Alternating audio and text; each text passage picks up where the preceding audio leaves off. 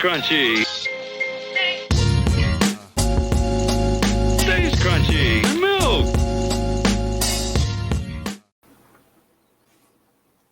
I was watching probably Good Mythical Morning.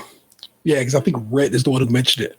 And he mentions this microwave omelet by Chef Jose Andres. And I'm like, huh. So I like immediately go and look it up. And I'm like, I have seen this video before. And it'll be in the edited version of the show, this live version of the show. I'm just not going, I can't drop the video in. I guess I could, but you wouldn't hear it. So what's the point? One day, I had to make eggs very quickly. Daddy, we only have 3 minutes. I have a meeting. I have this. I have that. Okay. I get the eggs. I have mayo. I mix 1 egg with 1 big spoon of mayonnaise. Mm-hmm. I whisk. I put it in a shallow kind of crystal plate. A little bit of fat. I put oil and butter, I think, a little bit. Mm-hmm. I put that egg mix of mayo and egg. I put it in the microwave, 30, 40 seconds. Oh, my God. The best omelette in the history of mankind. It was so good. Fluffy. Egg on egg. Egg on oil. Together. Right. That emulsion of mayo and egg that has so much air was like putting a lot of air inside the egg itself. Oh, my God. Try it. It's the quickest omelette anybody can be. And then you can top it with caviar. You can top it with mushrooms or smoked salmon or sauteed spinach. Delicious. And it's like, seriously, 2 ingredients and some fat for the container you're going to microwave the thing in. And it is an egg, or in my case, a couple of eggs, and basically just as much mayonnaise, and just mix that together real good. Pour it in a microwave safe container, about 40 seconds. It's done. Fluffiest, most beautiful fucking omelet you ever. Look, it's not going to look great because it's going to take the form of the container that it's in, but it cooks up so gorgeous. It's so fluffy. I'm astounded by how easy it worked and how well it turned out and how tasty it is. Now, of course, slap a slice of Gouda on top of it because I got to be fancy. And everybody who seems to make this recipe seems to put a little green onion on top of it, little scallion, whatever. But that's not me. I'm not really down for that. But it truly works just like a champ. I have this. You ever one of those microwave soup mugs? They are a little big. They usually have a lid that you can just kind of yeah. I've been using that, and I just butter it all up and down the sides and at the bottom so it doesn't stick. Works like a champ. I don't even know what to say about it. I'm just thoroughly impressed by that. This Michelin starred chef and restaurateur was like, "Hey yo, I got something for you." That y'all ain't gonna know nothing about. This is some craziness right here. Let me put you on the game, man. He really did. And in this case, he put Rhett on the game and didn't put me on the game. But the reality of it is, I had seen the video in my TikTok past. I just didn't think anything of it until Rhett reintroduced it to my brain. And I'm like, I should try that. And like I did. And it's gorgeous. It's so good. I would say if you're just like trying to, make something quick, you can probably throw it on a bagel or a McMuffin. Well, not what is it called? English muffin. It's a McMuffin if you buy that being from McDonald's. But if you were so inclined, get down with that, y'all. And of course, I'm not saying you double the time per egg, but I have tended to do that. So like if it's 2 eggs, I do 80 seconds. What is that? Minute 20, you know what I'm saying? And so forth. And it works. It cooks them. They're not wet like your egg experience at a Golden Corral the other week. So it's a good cook. It looks relatively nice. You know what I'm saying?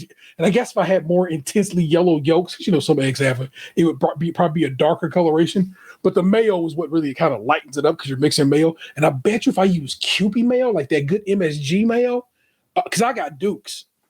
But man, that probably would be good. That'd be real good.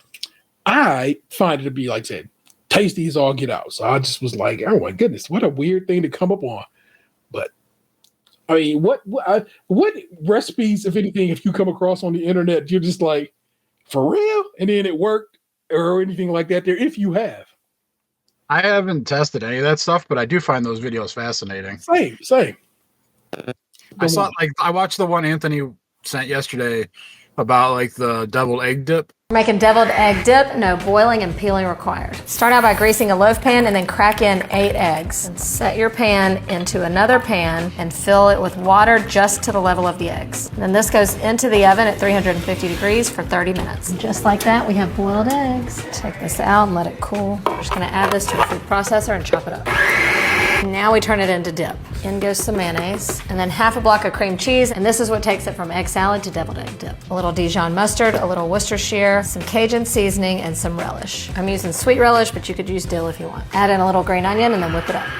Transfer it to a bowl, cover, and refrigerate for at least 2 hours. Once it's chilled, this is how you serve it. Add it to your serving dish. You're trying to mimic the deviled egg. So for us, it's always a little bit of paprika, maybe a little bit of green onion, but my grandmother, my mom always put a slice of green olives with pimentos right on the top of each deviled egg. So I'm gonna top it with olives also. Chop them up so everybody gets a little bite.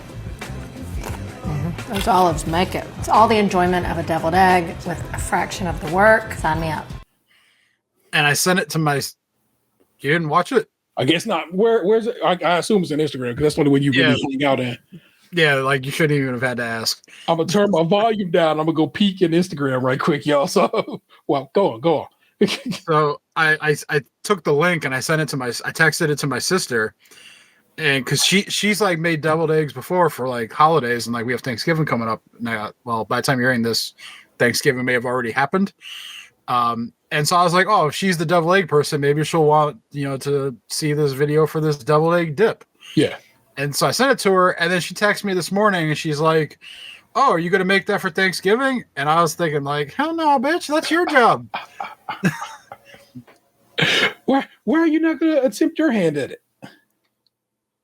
I'm the guy that like brings like drinks or like pre-made desserts. I'm not the effort guy.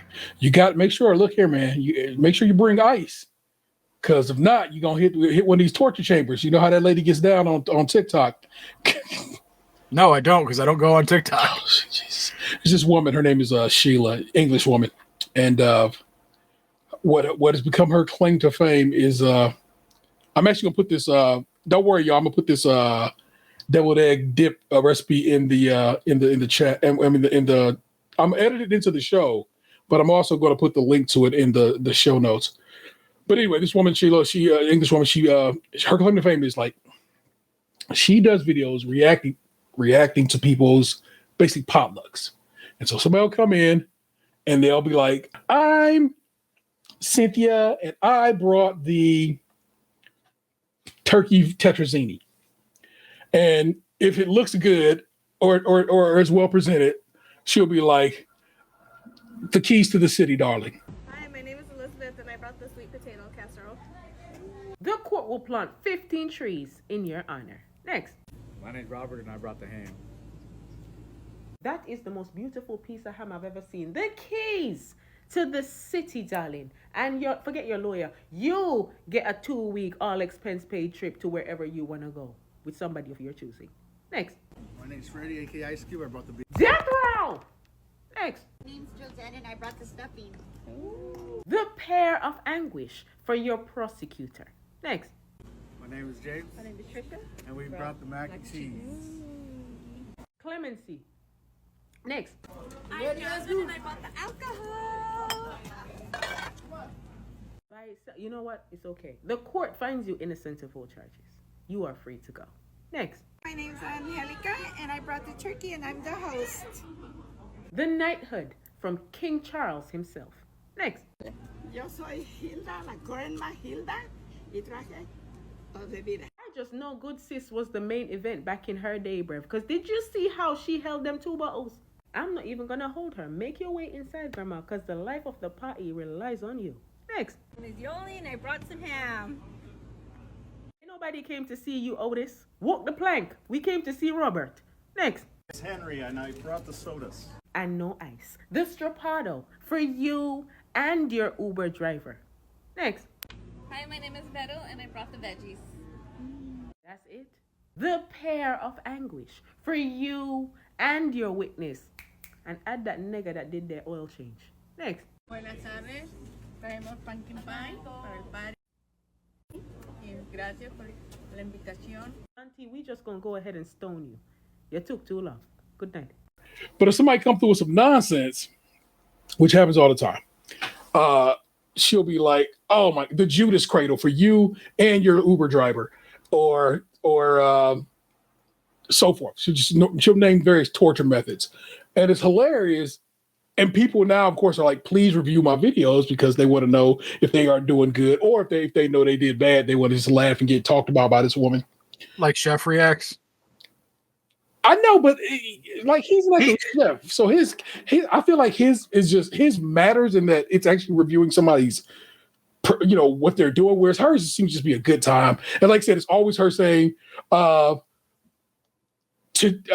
like she'll say the keys to the city for you, but she says, and your prosecutor and his Uber driver get the rack or other torture devices and so forth and so on. So it's just a little funny, haha. Like I said, I'll try to throw one of her videos in there. But what she always says is, when somebody come through like, I bought the drinks, and she'll be like either clemency or some type of term because you didn't bring no ice. Because people never show through with ice. I'm like, so I'm saying, if you're the drinks man, make sure you come through with the ice. Just want to make it on her on her list. My question is that necessary if you're going to a home that has an ice cube dispenser on the fridge? Now, it might be because she's European. And of course, for them, ice is a little bit of a to-do. Because I will be going to a home that has an ice cube dispenser on the fridge door. So what you do is, I think if let's say you were shooting this video, because people do all the time, they shoot this video, I brought the drinks, and then you just kind of point at the ice dispenser, and the ice is right here in the door, and then you just you make it a point to cover your back on that one. See why you know what it is. So that's a good time to be had. I don't know. I know you I know you don't TikTok, and at this point, Instagram and TikTok are pretty much running neck and neck for stuff usually comes out at the same time now. It used to be Instagram was running way behind when stuff came out on TikTok. It was embarrassing. But they seem to have kind of caught up because once TikTok they were thinking TikTok was going away to dodo, people were like, all right, well, I might as well start putting my content on both places just in case. And so I very much enjoy learning on TikTok about food and like food in particular, because it's just like, it's kind of a fun thing we do over here. And so I kind of have Doug getting down with people over there doing stuff. And it's been fun watching in this particular case, what what'll really get people, they'll come through with something and they'll be like, oh, that's not too bad. But they'll bring through imagine just like your cereal bowl full of corn. And she's like, oh, and they'll be like, and I brought the corn. And she'll be like, the rack, the Judas cradle. And that's just for the portion size. Because they'll be coming through with clearly you made that just for yourself. And it's just hilarious, man. So it's just a good time to be out there. I will see if I can find her on IG. I don't know why she would be on IG as well, but I think that those videos are a good time. But in general, I relearned how to make eggs this week. Mind you, eggs was the first thing I ever learned how to make in general on a stove. So I think it's kind of, I don't know, poetic that this week I learned how to do it in a different way, in a way that it's really, really nice. And I can cook eggs, but I've never felt like I'm good at it. What do you think is missing from you making eggs? I feel like I cook them too high all the time. And I don't try to be like that, but it just kind of happens. Well, and so it's like I end up with them sticking to the pan. And well, why are we not just started medium? I am at medium, but it always feels like so. Truth circle here. I will soon be in possession of a new stove, which I shouldn't be, but I will be. Private conversation another time. Treehouse of trust, baby. You know how it is. All right. But because the stove that I've been using for the last 2-3 years or so, it was a free stove that I had gotten, and 3 of the 4 burners don't work anymore, and so it's it's old, it's breaking down, and so it's it was real touchy on the gas dial. Okay. Well, you got the egg. I feel like you in particular can get eggs dialed in super easy on a proper stovetop. You'll be fine. The new stove that's coming is going to have like the 4 burners like normal, but then it's also going to have one in the middle with the griddle top built in. Nice. So I'll be able to kind of like use that. Yeah. See, make you some pancakes, make you some eggs and sausage or whatever to the side there. You'd be great, man. It's gonna be lovely. Yeah, you know what you're doing wrong. Just turn the heat down a little bit on a stove that can actually have its heat turned down, and you'll be fine. How do you like your eggs? I know you said you're a scrambled eggs at last week at the buffet, but I mean, in normal, what kind of eggs do you enjoy? I like sunny side. I like over easy. I like scrambled. Like, I just really like eggs. Yeah, same. But like, if I went to a restaurant and they asked me how I'd want them, I would say sunny side. You like dip eggs like I'm runny? I like cracking the yolk open and having it go everywhere. Yeah, runny. It's, dip eggs is what Vanessa calls them. I don't know if someone else calls them that. So, because she dips her toast in it. Mm. Yeah. See, I'm not like really a dipper per se. I just like letting the shit get everywhere. The only problem that comes with that is if I don't have a spoon, like if I just have a knife and fork. Yeah. Because I have the beard, I end up sometimes getting egg yolk in my beard, which is no bueno. Yeah, true indeed. I like a ever so slightly just nearing hard of yolk on burgers. I'll go to places sometimes they'll make them a little runnier than I'm like, but it's like I'm like I'll be okay. I don't freak out about it like some would, but I'm not. I assumed that like you would be someone who would be like have like salmonella fear or something. No, I'm far too old and have eaten too many things with raw egg in it to worry about that. Plus, salmonella actually more likely comes from the flour than the egg. Just need you to know that, people. Your flour is what's going to get you in this problem, which is why they say don't eat raw batter. Flour is weird. And so that's why we cook flour a little bit when we're doing things with it, or baking. Of course, we bake it, but that's more of the reason why you shouldn't be eating raw of raw batter than the eggs themselves. The eggs are usually just fine. We have real clean eggs in this country, and if you don't, and I guess like I said, if you want to be worried about it, you can, but you'd be wrong to because it's an unnecessary fear or concern. Flour, that's gonna get you. That's how they get you.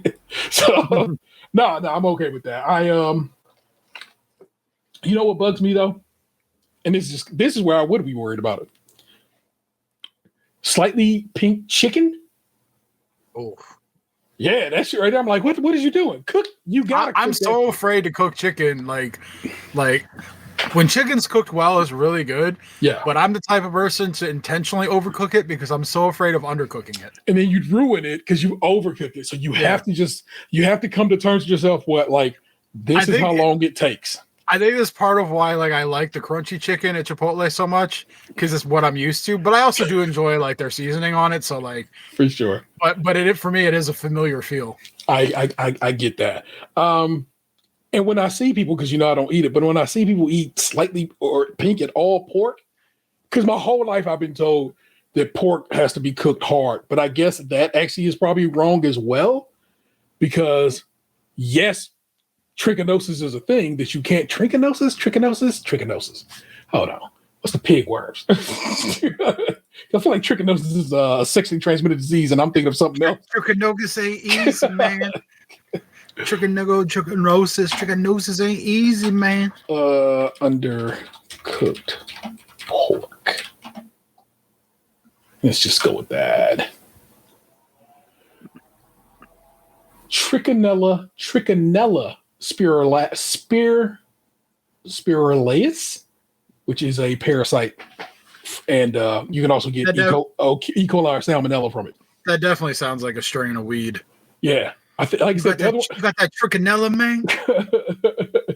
The other one, it really is called trichinosis, and that is a parasitic disease caused by eating raw or undercooked meats, especially pork. So there you go. So of course, like I said, that's been taught to me since I was a child, and so when I see somebody eating a pork chop on whatever, and I'm like, that bad boy real pink. But then I'm like, I don't fucking know, man. They clearly been eating it for years and they ain't died yet, so I gotta assume it's okay. So we gotta just believe that we've not that we've been taught wrong.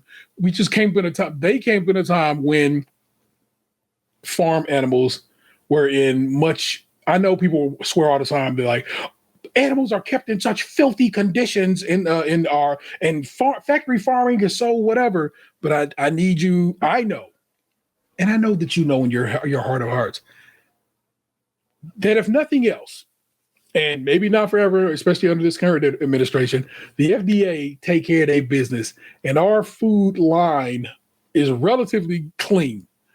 Every now and again, some factory will show up having had not cleaned their machines the right way, and they like will cause a listeria outbreak or some shit. But in most situations, that is very rare and not something you need to overly concern yourself with. Cook your food right, make sure things are to temp, make sure your surfaces are clean and your utensils are clean, and you'll be all right.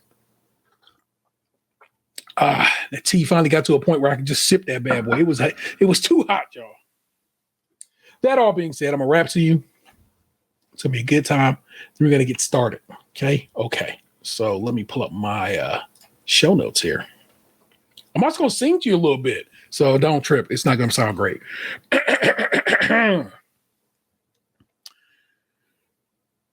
Wriststone froze, thanks to the stove. Mattress Financial. Banks never close. Monday to Sunday. Serve all addicts. Joey Van Gundy.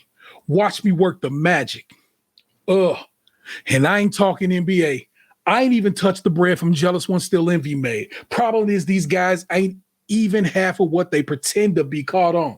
Now look at what these shots that they keep sending me. And your girl the best. She fulfilling all my fantasies. She dripping all up in the drop head phantom seats. Now pop your bottles, blow your kush, fuck what your man say, cause you know we don't give a fuck. We let the band play. Then it goes, if it ain't about money, why we wasting time? Until I die, money's all that's on my mind. You can't believe that. I'll be where the cheese at. Wrist on froze. Better get your hoe. Pocket full of paper so these haters can't stand me. Balling like the Lakers. Keep heat like Miami. And she killing in them jeans, baby. Won't you take them off of me? She says she your boss and she ain't talking. If it ain't about money, why we wasting time? And then it keeps going from there. It's really great.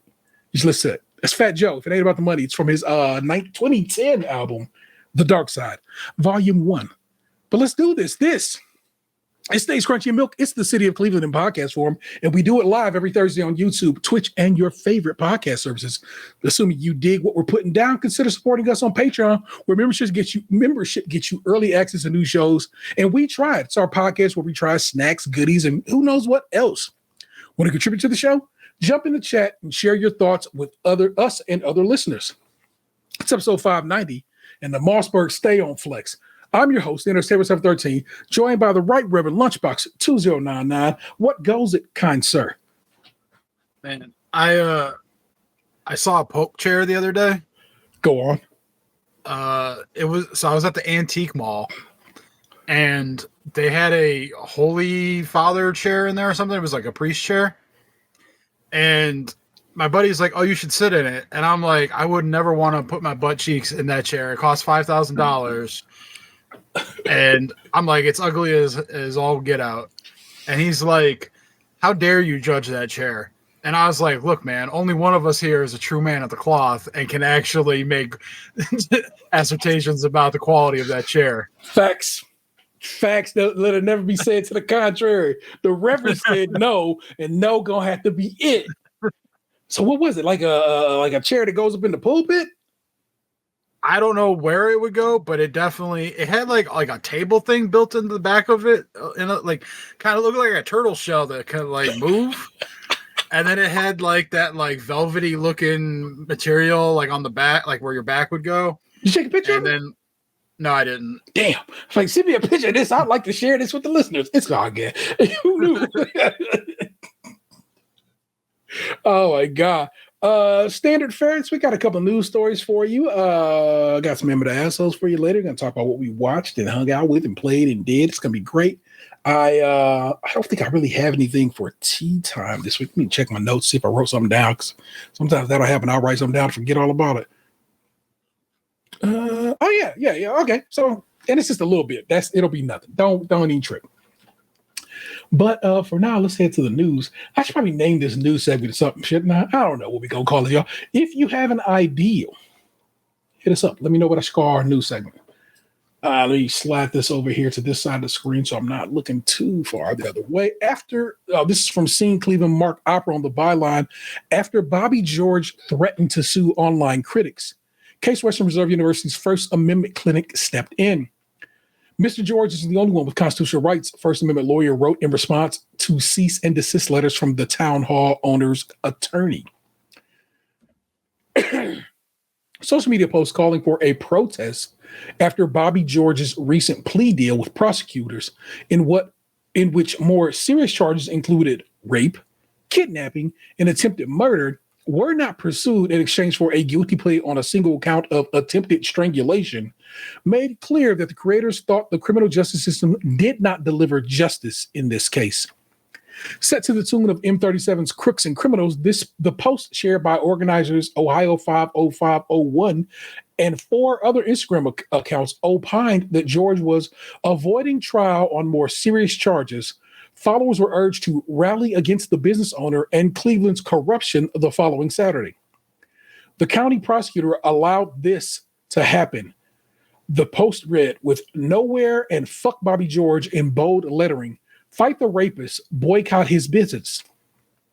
George, who denied that he did anything wrong in a statement following the plea deal and who called the whole affair a politically motivated prosecution, took notice in early November. He hired a Columbus-based lawyer, Michael Hunter, to send a cease and desist letter to protesters. It included the threat of further legal actions alleging that they had defamed George. Mind you, to prove defamation, no, here, I just flip it the other way. The defense of against defamation is the truth. And in this case, we know what the truth is. Mr. George will be forced to initiate litigation to defend his reputation, expose the falsity of the statement you have published and promoted if you do not immediately comply with the requirements set forth herein, Hunter wrote in the November 6th letter to Ohio 50501.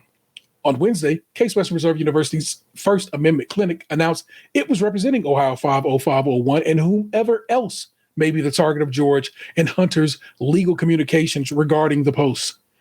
Anyone is free to lambaste George and the plea deal under a new Ohio law enacted in January, the Uniform Public Expression Protection Act, designed to block strategic lawsuits against public participation, known as SLAPP, SLAPP, and protect such critiques as free speech. Slap. Just like speech that gave George free rein in his sentencing statement to criticize far-left county prosecutor Mike O'Malley, Mr. George is the only one with constitutional rights. Andrew Geronimo, a First Amendment attorney and head of the clinic, wrote Hunter in a letter sent Wednesday morning. Our clients who have corresponding constitutional rights to comment about how the criminal justice system treats him, he wrote, especially as George is a prominent public figure. The idea that there could ever be a liability for the statement, fuck Bobby George, is R-I-S-I-B-L-E. You know what that one is? Risible? Risible. We're going to go with risible. Geronimo wrote, adding, not in the universe of potentially actionable statements. As for the contention that calling George a predator and rapist, Geronimo argued the arrest warrant for your client, which was widely covered in the news, included factual allegations of attempted murder and rape, and the government deemed sufficient to meet the standard on which it was issued, and which the prosecutor reportedly believed was sufficient to take the trial. And your client cannot have his cake and eat it too. Whatever went into his decision to plead guilty to a lesser offense to resolve more serious allegations does not preclude someone from voicing their opinion that he committed the publicly reported conduct alleged in the support of the arrest warrant, notwithstanding your client's agreement to resolve the charges with the government. No lawsuits have been filed against Ohio 50501 or their Instagram co-posters as of Wednesday, Geronimo said. Scene reached out to George for comment on the November 6th letter. He did not respond as of Wednesday evening. Hunter himself declined to comment. Following a year of radio silence after George was arrested, he was charged via information with a single count of attempted strangulation in a deal with Jane Hanlon, a visiting prosecutor appointed by O'Malley after he recused his office due to campaign contributions from the George family. George is sentenced to 5 years of probation and will be, as Hanlon noted in interviews with the press, a convicted felon for life. George, in his sentencing statement, painted himself as the target of a 14-month-long politically motivated campaign to ruin his reputation. President Trump was targeted by his political enemies who had prosecutorial power, and so was I, George wrote. This motherfucker had the audacity to compare himself, a restaurant owner, to the president of the United States. People be wild. He was vindicated, and I will be too. He was not vindicated. In fact, that president was indicted, not just indicted, convicted on multiple charges. Fuck out of here, Bobby George. In a victim statement read aloud in the court, the woman involved covered him differently. As a lover and boss who sought complete control of almost every aspect of my life, she said. CCTV cameras at work were carefully monitored. A tracker was installed on her car. She was forced to quit her job and ignore college so that she was free to care for George, she said. Abuse, she wrote, that escalated to the point of violence. It began with yelling, calling me derogatory names, and breaking things. Not long after, he began pushing, shoving, and pinning me to the ground, then knocking me in the mouth and pulling my hair, she said. Pulling my hair quickly escalated to whipping and slamming my head on objects. When I screamed for help, he would shove a towel down my throat. When friends tried to help her leave, he would threaten to beat them or take their lives, she wrote. When he would get angry this way, he would completely lose control. His eyes would become dark, and there was no pulling him out of it.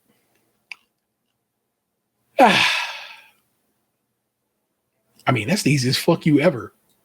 Plus, like I said, it's the truth defends against defamation. It's not a defamatory statement to say Bobby George is a shitty dude and you shouldn't be going to his places of business or supporting him as a person. And that's just that. Okay, thank you. That's how he gets down with the get down here. If you went to fucking Bobby George shit recently, damn it, Box, get out of that bullshit. Stop that. I may or may not have eaten that Hairy Buffalo like 3 weeks ago. I did make fun of his court case, though, to the bartender while I was in the establishment, and she seemed to not like him either, if that matters for anything. I assume you were the one downtown when you went to the Hawks game. That is correct. You nailed it. Yeah, for sure. And I didn't pick it. I was just, I was dragged there, kicking and screaming. Fuck that dude. Not first time we've discussed him on this podcast before. You know what it is. We told you don't go. We have asked you not to support him because, like I said, trust when I tell you, I know people who know people, and they've been told me a very long time ago about that dude. Again, truth is what you can use to beat back defamation. Piece of shit. You know, I like to get down a little bit of weed news, and because I like to keep y'all up on what's happening in the Buckeye State with regards to it. Megan Henry on the byline, the Ohio Capitol Journal, is the source of this article. The Ohio House passes bill that would ban intoxicating hemp products, revises state's marijuana laws. Now, I've been talking to y'all for forever that they want to change the weed laws in this state from what we, the people, 57% of the people who voted for it. But oddly enough, it didn't get too reckless. I think people was on this shit and was like, look, man, y'all got to chill with this bullshit and leave this law be. And they pretty much left the law be enough. And also, until it passes the Ohio Senate and the governor signs it, it's nothing. It's a bill. But let me tell you about it. Ohio lawmakers passed a bill early Thursday morning that would ban intoxicating hemp products and make changes to the state's marijuana law. The Ohio House voted 52-34 to pass Ohio Senate Bill 56, sending it to the Senate. Ohio Republicans Tim Barhorst, Thaddeus Claggett, Levi Dean, Jennifer Gross,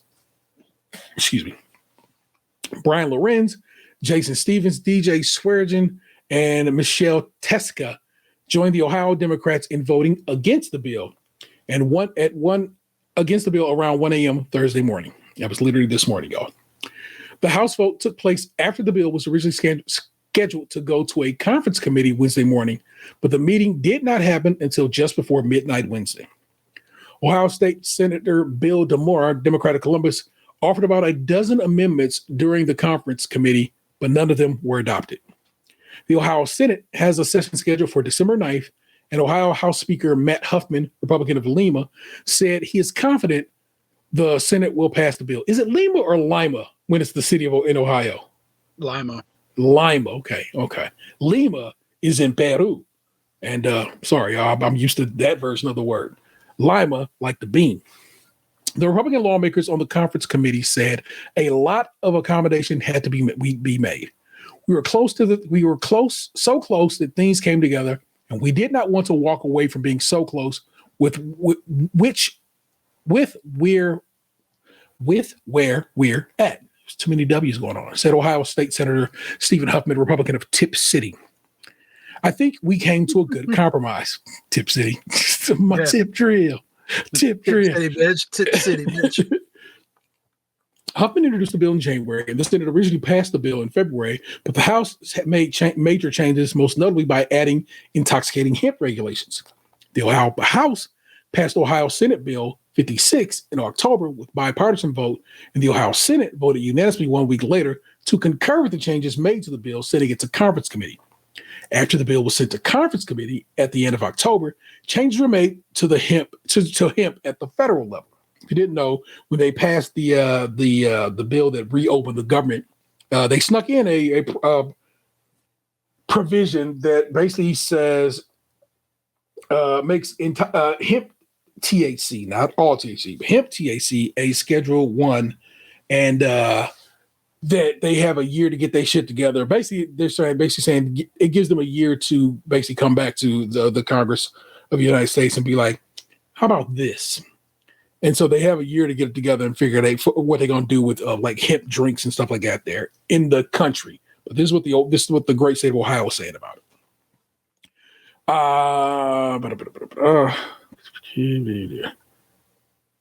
Change your mind. Okay. Congress recently voted to ban products that contain 0.4 milligrams of total THC per container earlier this month when they voted to reopen the government. Previously, the 2018 Farm Bill said hemp can be grown legally if it contains less than 0.3% THC. There's a 1-year implementation delay for the federal hemp ban, but states can create their own regulatory framework before then. On the hemp side, what the federal government did certainly influenced what we needed to do, Huffman said.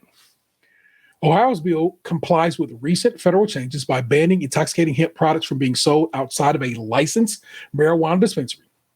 When it comes to intoxicating hemp products, we essentially cut to the chase, said Ohio Representative Brian Stewart, Republican of Asheville. We had already whittled down most retailers where those could be sold. This is going to kick in. That is going to kick in. We're going to have the 90 days of runway that's in our bill. After that, all those products are either going to be sold in a marijuana dispensary or they won't be allowed to be sold.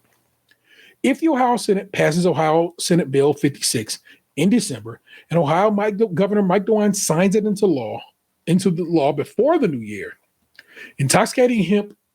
Ohio's intoxicating hemp, regular prohibition, I guess, would take effect as soon as March. Ohio SB 56 allows 5 milligrams THC beverages to be manufactured, distributed, and sold until December 31st, 2026.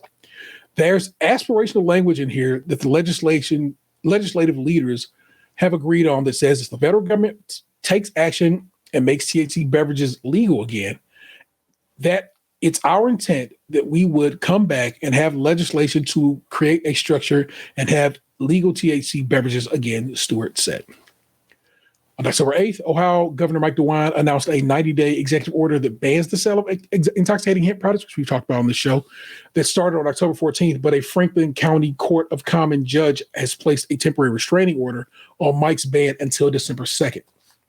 On the marijuana side, which is what we're really here for, the bill would reduce the levels in adult use marijuana extracts from a maximum of 90% because our weed is so good to a maximum of 70%. THC levels in adult use flower to 35%. Most of the flower I get has about 29% in it.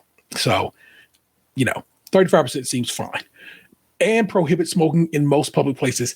And I probably don't want to be just smoking in the park, you know what I'm saying? Because, come on, bro. Part of the probable cause portions were removed from the bill, but some of it still remains. Most of the probable cause is if you're driving down the road and you're across the yellow line, if you appear to be intoxicated in other ways, that's probable cause, Huffman said. On SB 56, Ohio SB 56 would give 36% of adult use marijuana sales to municipalities and townships that have recreational marijuana dispensaries. We're glad to see this legislation release the long-promised host community fund dollars, Ohio Cannabis Coalition Executive Director David Bowling said in a statement. The cannabis tax revenue is an important way our licensed operators give back to the communities where they live and work. The bill also maintains the 10% tax rate on recreational marijuana and keeps homegrown plants at 6 plants per adult and 12 per residence. As you remember, they were trying to pull that down to I think 3 per adult, so 6 total in the house. But at this point, 6 per adult, 12 plants per residence stayed in check. Ohioans passed a citizen-initiated law to legalize recreational marijuana in 2023, with 57% of the vote, and sales started in August 2024. Ohio lawmakers can change the law since it's passed by a citizens' initiative and not constitutional amendment, something they have been trying to do since late 2023. Ohio SB 56 fundamentally undermines the will of the voter and what they said they wanted, said State Representative Bride Rose Sweeney, Democrat of Westlake. They told us at the ballot box, they said we need to stop punishing adults for responsible use. Ohio recreational marijuana sales topped $702.5 million in its first year. People want the ability to smoke it where they wanted to smoke it, the ability to have their neighbors exchange marijuana and see whose brand was better, DeMore said. The bill does none of that stuff.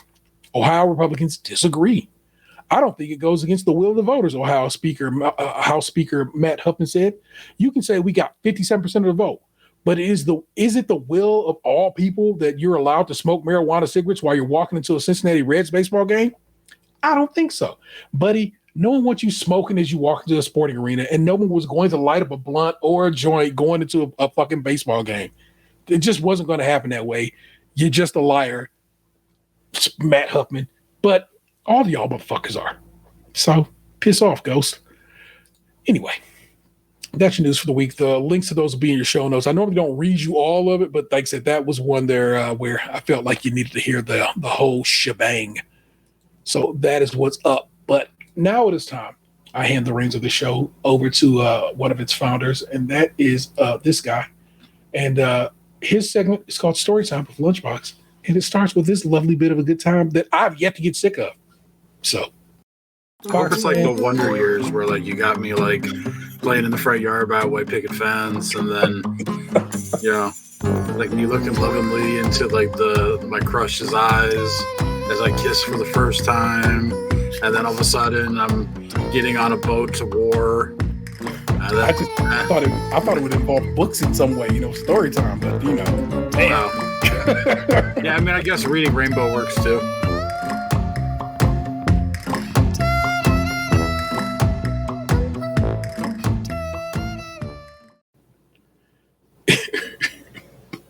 It's the going off to war. It makes me happy every time. Thankfully, I'm at the age where I don't have to worry about that anymore. Man, I'll never know in this nation. You know what I'm saying? They're gonna be like, we gotta go fight the Reds. I don't know what that can mean anymore. So I'm just gonna we're gonna stick with that one right there and leave it be. What's the good word, sir? What you been up to this week? I realize it's been a long time since we managed to pull off 3 straight. You know what I'm saying? But I was hoping to record all of November with the exception of next week, which of course is Thanksgiving. So this will be the episode you get on Thanksgiving. So you can listen to this while your uncle complains about the Epstein files, I guess, and how somehow what we used to call pedophiles aren't pedophiles anymore because they like 15-year-olds, not 8-year-olds. Is that the line now? I didn't realize that it changed. Yeah, Megyn Kelly used to be on Fox News. Remember, she left Fox News because one of them dudes was trying to fill on her over there, and then she got hired by NBC, but they hated her over there, so she ended up getting shit came from there, but she sued and won a lot of money from them. She does basically a show in her basement, and I'm not joking when I say that. That's not said to be disrespectful. She has a studio in her basement. She does a show from there. I can't be hating. I'm literally doing one in my basement right now as we speak. I know, live and in color. I don't want people assuming I'm talking greasy. But I am talking grease in that she was like, it's not like he like 8-year-olds, he like 15-year-olds. This from a woman who has a 14-year-old daughter. So I'm just like, is this what we doing now? That's the argument she tried to use for the Epstein stuff, basically trying to say the president just likes them, youngish, not children, though a 15-year-old is a child. So they just be wilding on that side of the aisle, bro. So can't call it. We'll not be able to call it. Sir, it is your show. My apologies. Have it. Hey, it's all good. We're all learning stuff here. So I honestly wasn't sure what it necessarily was going to talk about today, but so I decided to regale you with my one tank trip that I took with my buddy on Saturday. I sent you a picture from the location I was at, and do you feel like what I said to you in the text message is something I could say on this recording?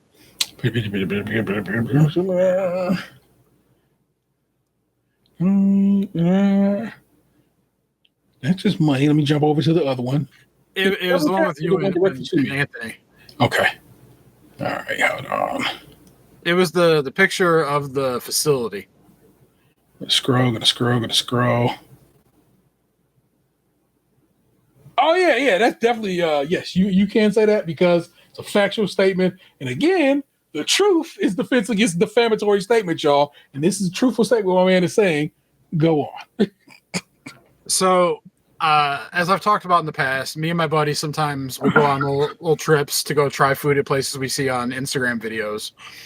And recently, I came across a video for a place that like some people had went to down in Dover, Ohio, which I had never fucking heard of. The city or the restaurant? Yeah, I know. The city. I never heard of Dover, Ohio. That's crazy. Go on.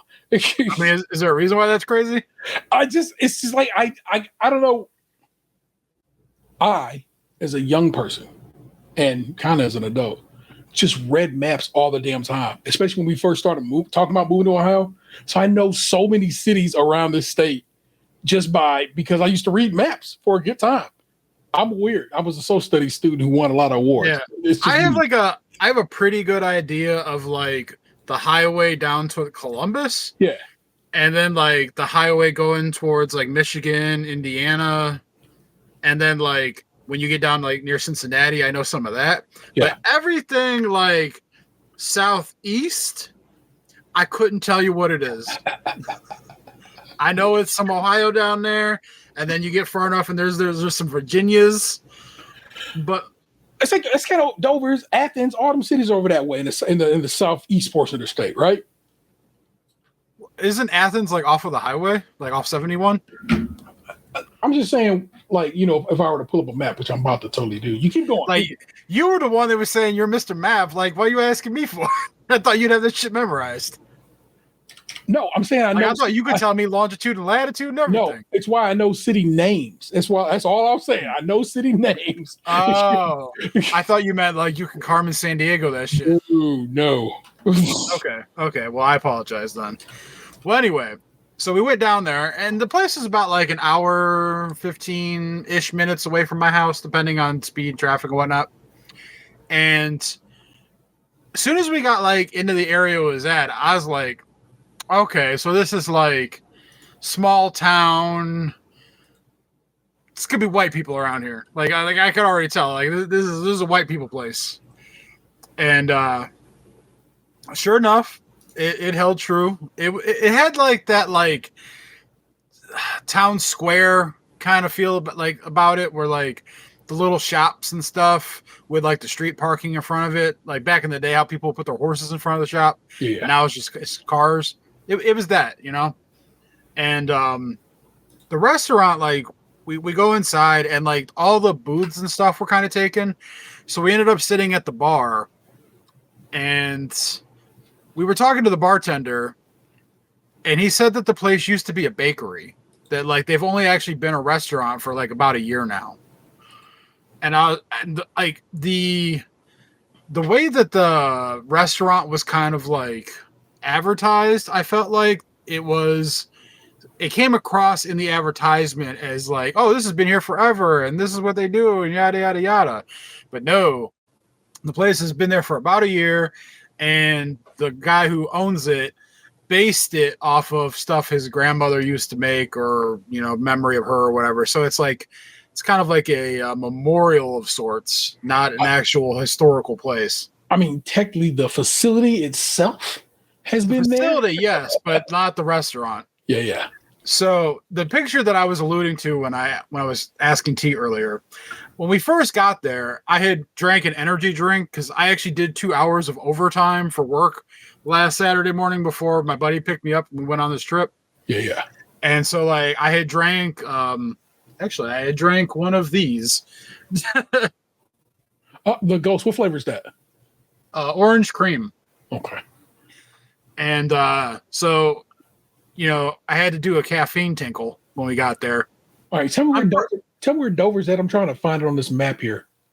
It is, let's see. We're here. It's right above New Philadelphia off 77. 77. It's literally next to the 77 logo. Dover. Right there, guys. You see Dover? Oh, you know what? I'm circling on the wrong map. I got to circle on this side. There is Dover. And we're up here in the general Cleveland area. So, you know what I'm saying? What'd you say it was? Hour and 20? Hour 15? It's about an hour and 15. Okay. There you go. And so when I'm saying Athens, I think right down here. As you can see, it's way down here. That's what where I think when I think of Southeast Ohio. That's kind of, I don't know if it is the big city, but it's the city I think of when I think of Southeast Ohio. And Athens is the city I think of. I think like Joe Burrow was from Athens. Yeah, see, everything in that Southeast quadrant, I couldn't name any of those fucking places. Basically, this part right here, if we're going to cut the state into a fourth, Yeah. Yeah, same. Like I say, I'm aware of just aware of the names, you know what I'm saying? But I'm not fully hip to the whole situation. I am myself, again, just like you, more of this kind of situation. When you're on 77, once you hit Canton, anything south of Canton, couldn't tell you. And then when you go down 71 and you hit Columbus, anything to the east of it and anything directly south of it, couldn't tell you. But there you go, people. You've learned some Ohio geography. Basically, if you took the state of Ohio and you cut it in half diagonally, I knew everything kind of in the upper left half, not the bottom right half. Yeah. I moved the whole damn thing, y'all. My apologies. So basically, box can go if you slice in half, start up in Quantiot, all the way down to Natty. But if you move the line down a little bit, like where Warren Youngstown is, that's where the line would have to start. Because I kind of know the things above that because I go to Pennsylvania and Buffalo and stuff sometimes. Oh yeah. So okay, we do know Quantiot, Ashtabula, and the like. But like I said, this little section is pretty tight. We good on it. I'm just saying because that's Youngstown, and Youngstown is pretty much when you're going to Pittsburgh. It's like you gotta. In fact, you have to. As you can see, the only road down this motherfucker take you right there. And all right, so two cities I know in this eastern tip of Ohio, East Palestine, because that's where the train crashed last year. And then last year? It might have been the year before at this point. It's been the last year and a half or so. Yeah. I remember I was in the hospital. It had to have been about 2 years ago because I was in the hospital when it happened. Yeah. And then Steubenville for bad reasons because they were in the news years ago. And they call it Stupidville. And I know about Steubenville because somebody who was associated with the Wu-Tang Clan, they thought was running guns through Steubenville. The news made a point to say this person associated with the Wu-Tang Clan. I'm like, what does that mean? Does he know the RZA? What do you mean associated with? They just wore their concert shirts all the time. I guess the fuck so, man. Yeah. Well, I guess now you could add Dover to the list of cities that I know on that part of the map. But so the picture that I sent to T and Anthony, I go into the bathroom there to take my caffeine tinkle, and I was actually really impressed with the cleanliness of the bathroom. I'm gonna find y'all this picture. I'm gonna try to get it taken care of so y'all can see it. So I go to, but I want to send it to myself so I can share it on the big screen here. Yeah. So I go to wash my hands and I walk up to this sink And my immediate thought was like someone from a movie in my head going, "These is white only pies." Oh Because my like god. that's like the imagery that I imagined. This like this sink at one point or another probably said whites only above it. Was the vibe that it was giving off. And I was like, man, I wonder if the rest of the restaurant is like this. Because at this point, I hadn't actually seen the rest of it yet because I kind of jumbled up the story a little bit. I went to the bathroom before I sat down. So we ended up talking to the bartender after I already tinkled. But yeah, I was like, man, if this is a sink, I wonder what the rest of this place is like. Because that's why I thought this place was like an old restaurant. But apparently not. No. So we ended up ordering 2 different Detroit style pizzas because that's why we went there. Yeah. And they had like some like really unusual off the cuff ones that we didn't get, which is like kind of what we'd seen in the video. Like they have one with like prosciutto on it and stuff. And so like we kind of stayed more towards the basic where we got like a pepperoni one that came with like jalapenos and hot honey on it and ricotta. What do you think about this hot honey on pizza trend that seems to be going everywhere right now? I love it. I think pepperoni and hot honey go together splendidly. Fair. And then we got a sausage pizza that had like ricotta and like some sort of like arugula mix on it and shit. It was weird because like the arugula you could tell was kind of like added in post because like. Well, like you know, when you heat up vegetables like spinach and stuff in the like in an oven, they kind of wilt and char up and shit. But this stuff like didn't have much like cook to it, so I was like, all right, they definitely kind of sprinkled this on after the fact. So tell me this ain't a whites only sink.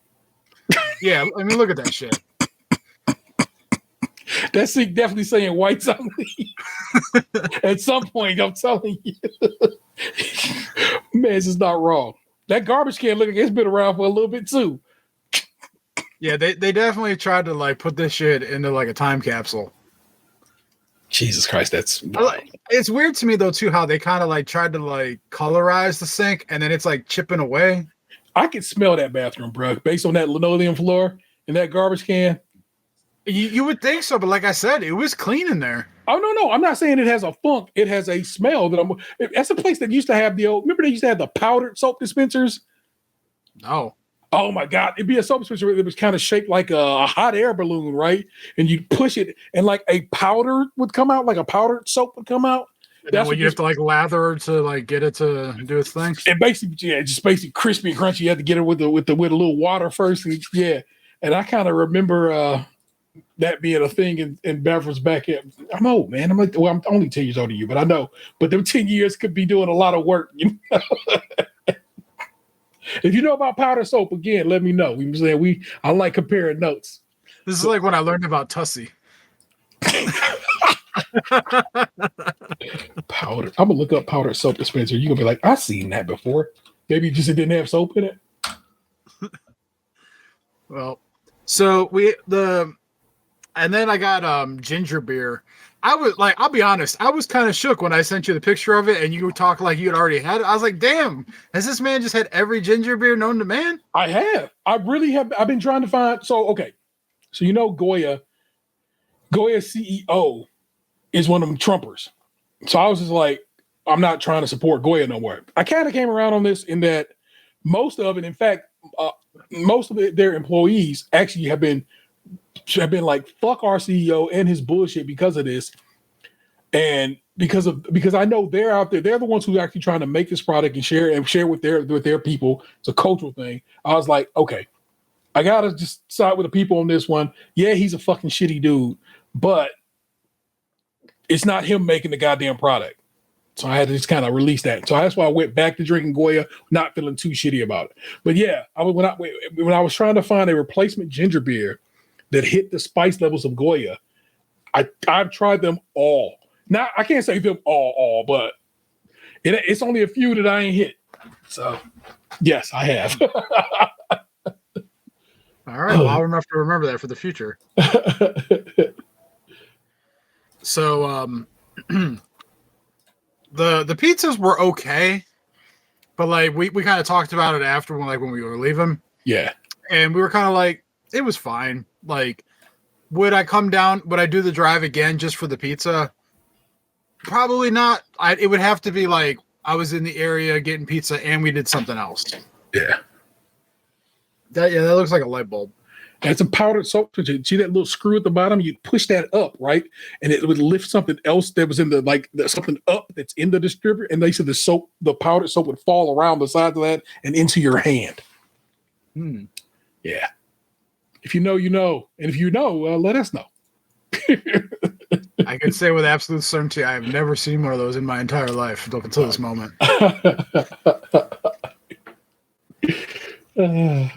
So while we were at the restaurant, though, we were like, I wonder like what's around here. So like we did a little googly search, and come to find out there was a flea market a quarter of a mile around the corner. Nice. And we both enjoy flea markets, so we're like, well, shit, well, let's go there.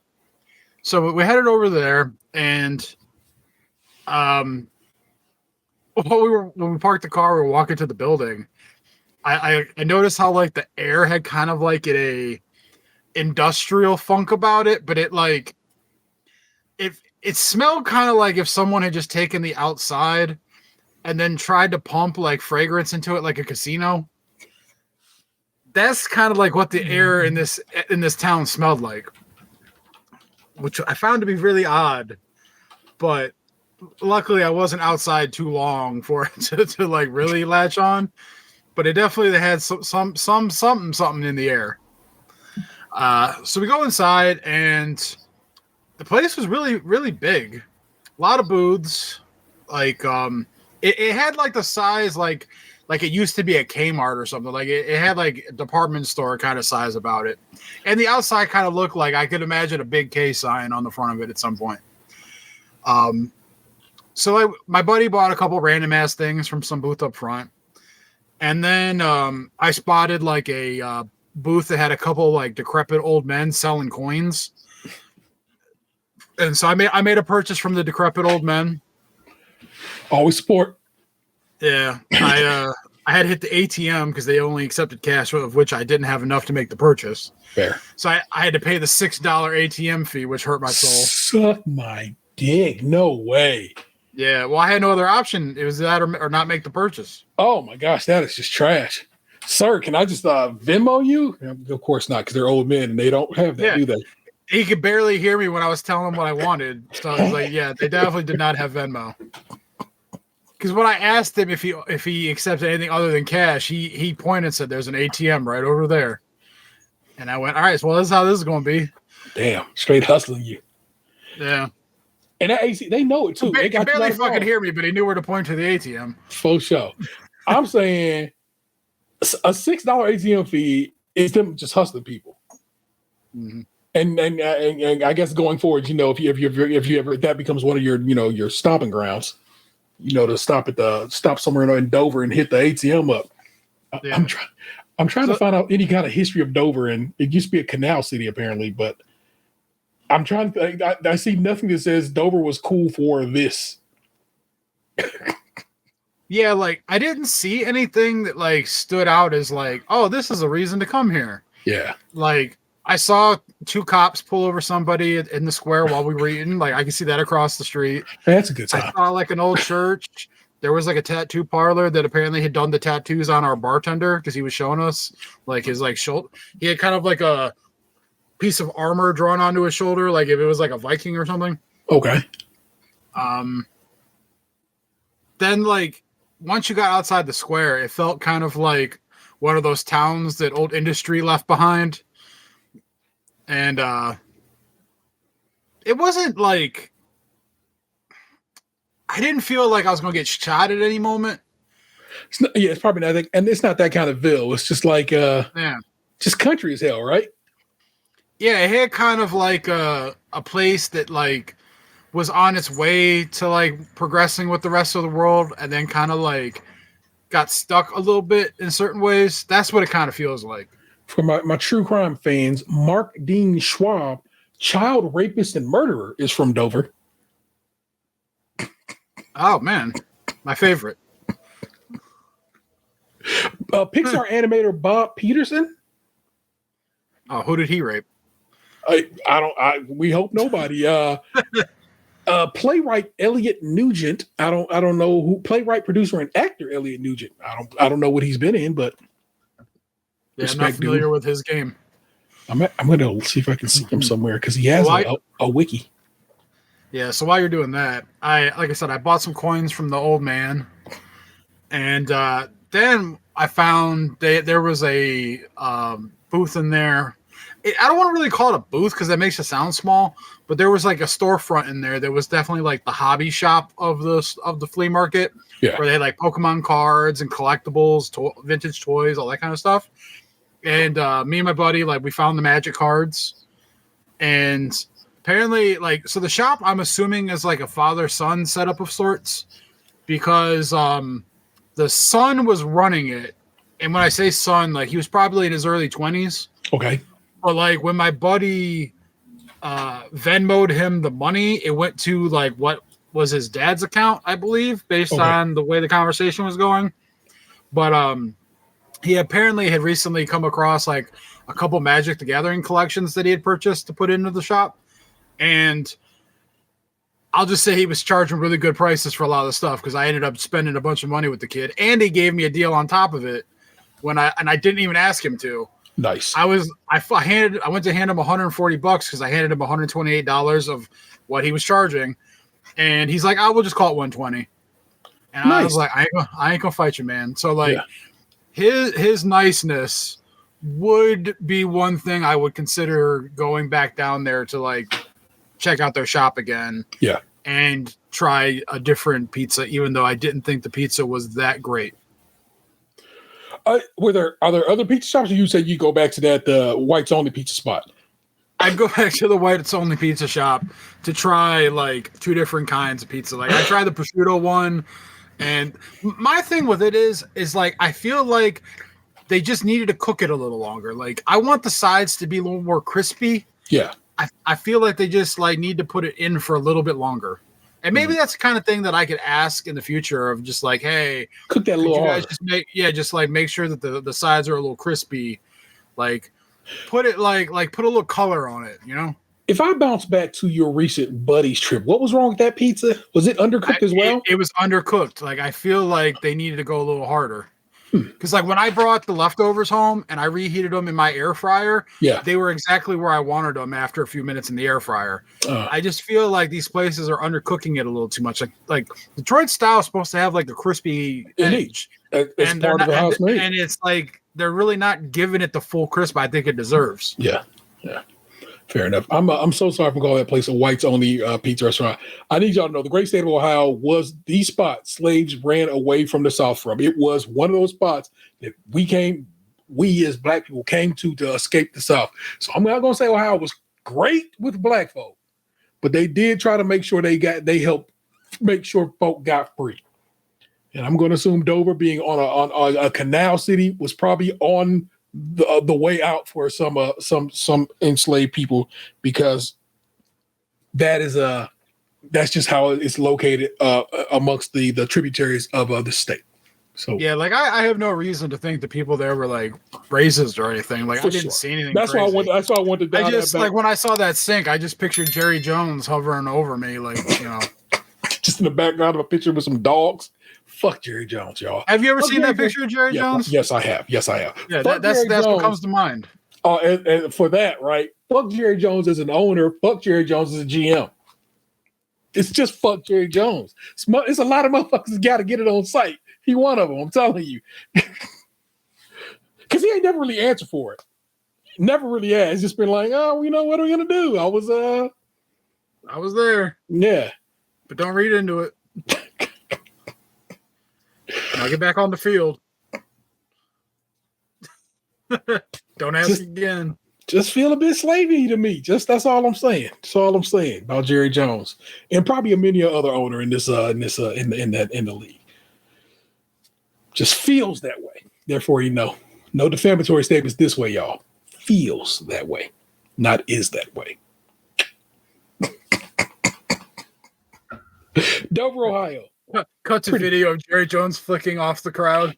Oh, I'm definitely gonna find you a picture of that picture of Jerry Jones. I'm gonna circle his ass so you can see him. It'll be edited in this show. I'm gonna find that Jerry Jones old fucking.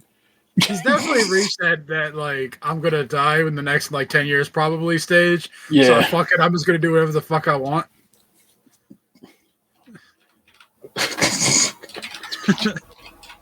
Yeah. So to round this story out, we ended up stopping at an antique mall, more back towards like the Homestead, and I had never been there before. I like we went to the Medina Antique Mall, and the place was fucking huge. We walked around in there for so long that like I was gassed by the time. Like I was like tired. Granted, I didn't get much sleep the night before either, so like I had to take an energy drink just to function. But like the place was just like. It felt like miles and miles of booths and showcases. Nice. That's where I saw the Pope chair that we talked about at the beginning of the show. I didn't end up buying anything there, but my buddy bought like a painting of sorts for his bathroom, and he got something else too. I forget what it was though. Oh, he bought a pack of Pokemon cards. It was an unopened pack of Team Rocket from like 2000 or whatever. Sick. As you can see, that's Jerry Jones trying to prevent children from entering a school in Little Rock, Arkansas. Right there. I'm always fascinated when I see this picture by the student in the front with the cigarette hanging out of his mouth. Just with a square just hanging out his mouth. Yeah. Like, what's going on there, buddy? I gotta hit this stick before I hit first period English. Old man back here in the cut here, you know what I'm saying? It's like, what's that? Is that an old man you think or a blonde student? I feel like that's got to be a teacher, right? I don't know. I can't call it because he's looking the direction he's staring. I wonder if like there's a way for AI to colorize this photo. Well, you know how like they do the videos now. Yeah. I wonder if like there was a way for an AI to like run through this and like color it. Because I kind of want to know what color the polo is that the cigarette kid's wearing. I feel like it's orange. What do you think? Immediately, I think these are orange stripes here. I just don't feel like orange with white would be a good polo color. Like light blue. It'd have to be like, like some sort of blue with white. Okay. I gotta say though, like fashion hasn't changed much over the years in a lot of ways. Like just jeans and polos, still to this day. Plaid shirt, little button down joint here. Yeah, you know what I'm saying? Just button downs all around. The collar, I think it's the collar difference here. You can kind of tell, but yeah. Man, look at the cameraman. Like he's got this giant metal shoulder strap thing. It's somebody assisting him with it. Like literally, you know what I'm saying? Because it's too much. It's a lot of camera. So, and look at that microphone. It's kind of like a snowball mic. Look. Oh yeah, shit. And then like, is that like a student with a camera taking video of a camera? Good question. I don't know.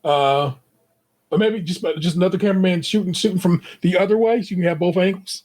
Because that's just like and then there's a Polaroid camera behind Jerry Jones's head, like in the circle, like where the circle's at. Yeah. Kodak probably, not Polaroid, right? If we were arguing points, like you know what I mean, like and you know, I do have to give it up to the whites in this photo. Some of them have the flattest like haircut top, like just precision. Like the kid behind Jerry Jones, whose head's covered up by the arm, like that side buzz, full on, like just perfect flat. The kid with the cigarette, like his head was just that like right, like head, like yeah. Like you can set a level on that motherfucker, right? Look at my man. Look at my man, the cameraman. Look at that Brill cream or whatever. You know what I'm saying? Popping off. They all fucking like when I was in school, man. It was like going to be a gamble if I even bothered to shower that day. I showed up every day with a hoodie on, looking tired. They came ready to racism this day.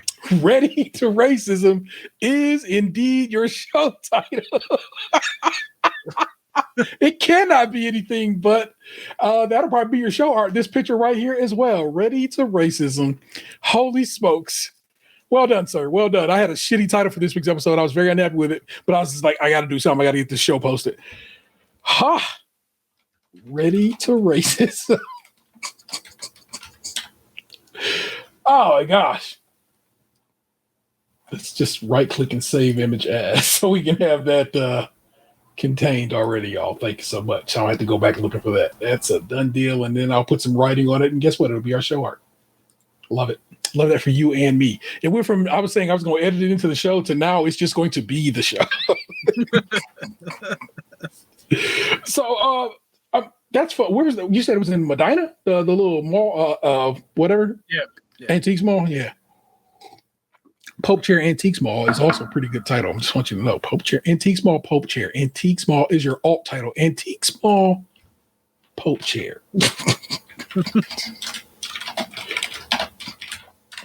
Just in case, you know what I'm saying? Let me get that a quick save so we don't lose that. Oh my gosh. I know I like your little adventures, not your little. I don't mean to say that belittling you. I think you understand that. But also, I was just like, I don't like the way it came off. But I enjoy your one take trips that you take around. Say that's another thing. You be getting around the great state of Ohio. So when it's all said, before it's all said and done, you will have got these cities in your brain and be like, oh yeah, I've been over to New Philadelphia, which I know is like right here. Yeah. So I think that's actually a good time down. You were hanging out, oddly enough, in Tuscarawas County is where Dover is at, if you were wondering where that's at, which I think Youngstown is in Tuscarawas as well. It's just the other side of it. So the only reason I know that is because remember who was that guy? He used to be like a congressman and ended up going to Jim Trafficant. Had the weird wig that he used to wear, and then when he went to jail, they made him take that wig off. He used to run Tuscarawas County and Youngstown in particular. And run it so that he went to jail on some mob shit, on some RICO shit. So he ran it with an iron fist. Yeah. So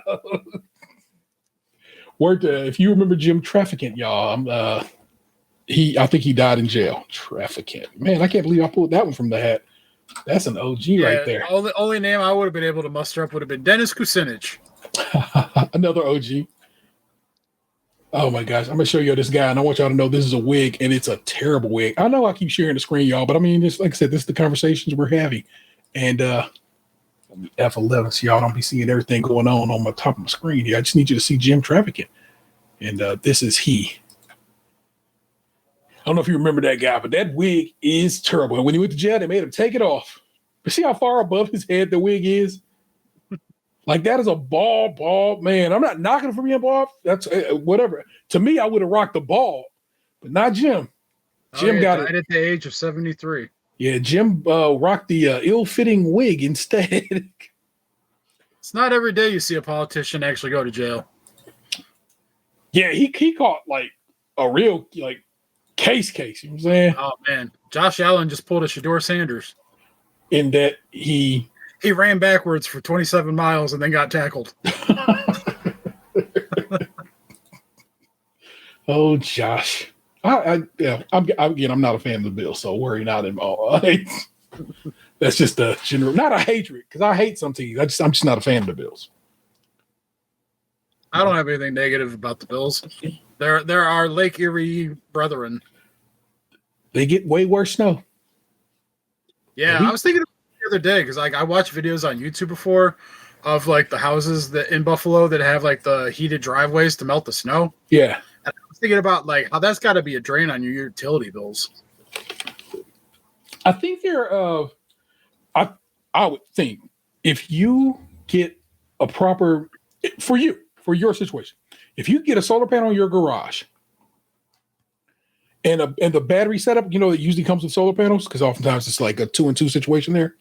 Mm-hmm. You'd do okay because you'd be just generating power throughout the summer and when it's sunny in the winter. But do you know how like a lot of the houses there actually do it? The geothermal, I thought. What do they do? Yeah, they have like pipes under the driveway that they run heat through, like gas, like hot air.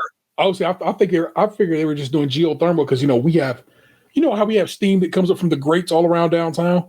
Mm-hmm. We still have in this area some old school geothermal piping, and I wonder if they could I don't know if they could connect to it in your neck of the woods. It's way far from downtown, but I would hope they'd be able to pull something off like that there. How much you think a heated driveway is costing folk though? It's got to be thousands, right?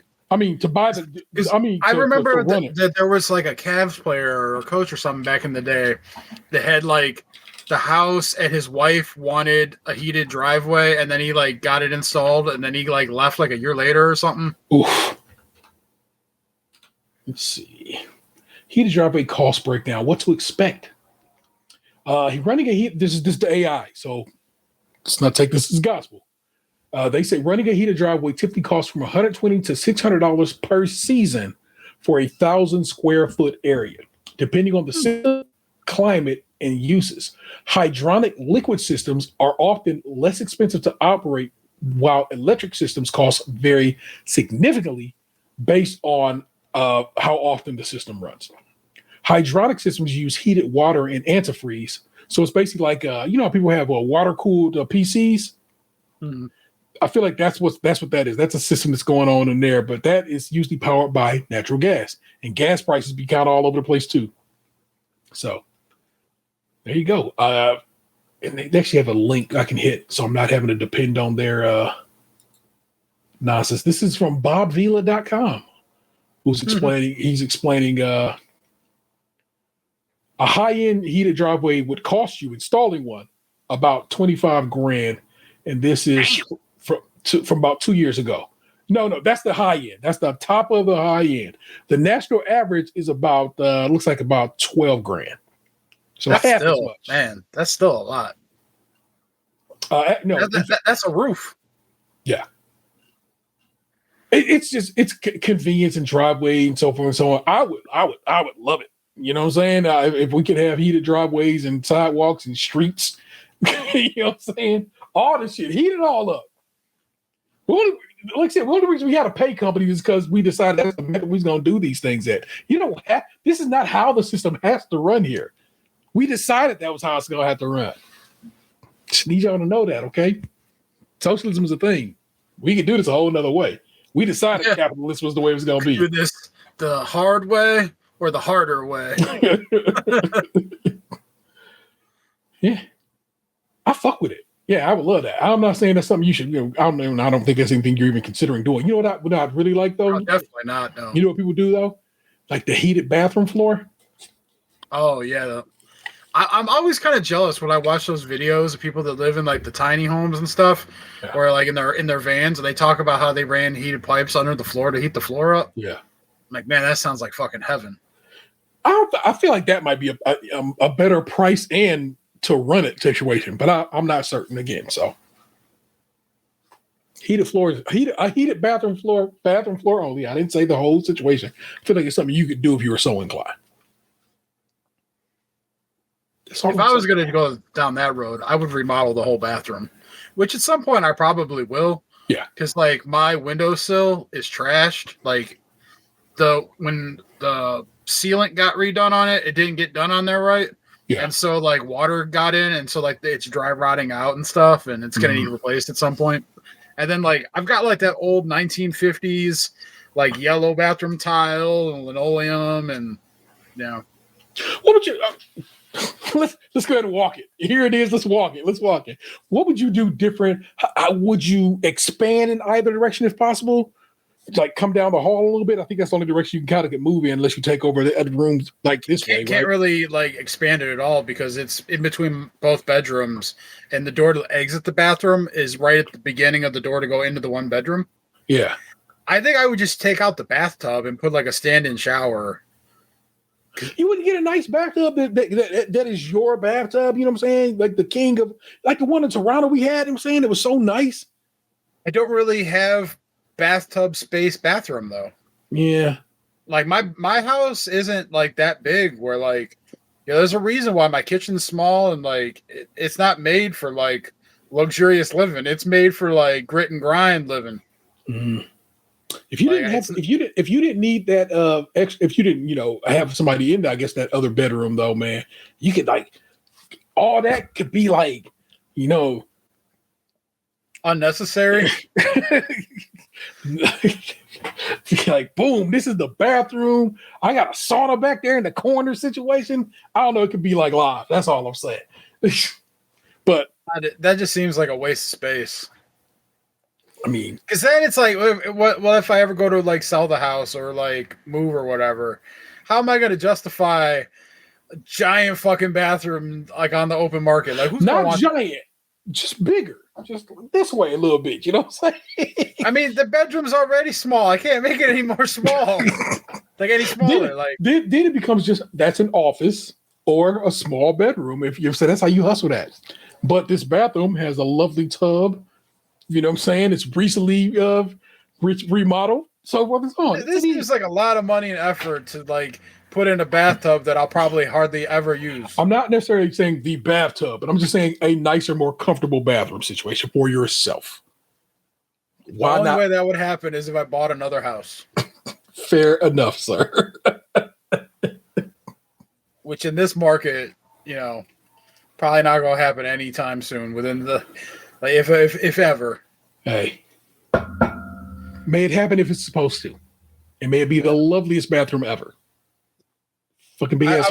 I'm focused on paying this current one off, and then I'll figure out the next step. That's what's up. There you go. You've had a nice helping story time with Lunchbox. I'm gonna give you a little tea time, but it's just gonna be ridiculously small. Worry not. But I figure I'd share it with you, and we'll go from there. It'll be adequate. Tasty.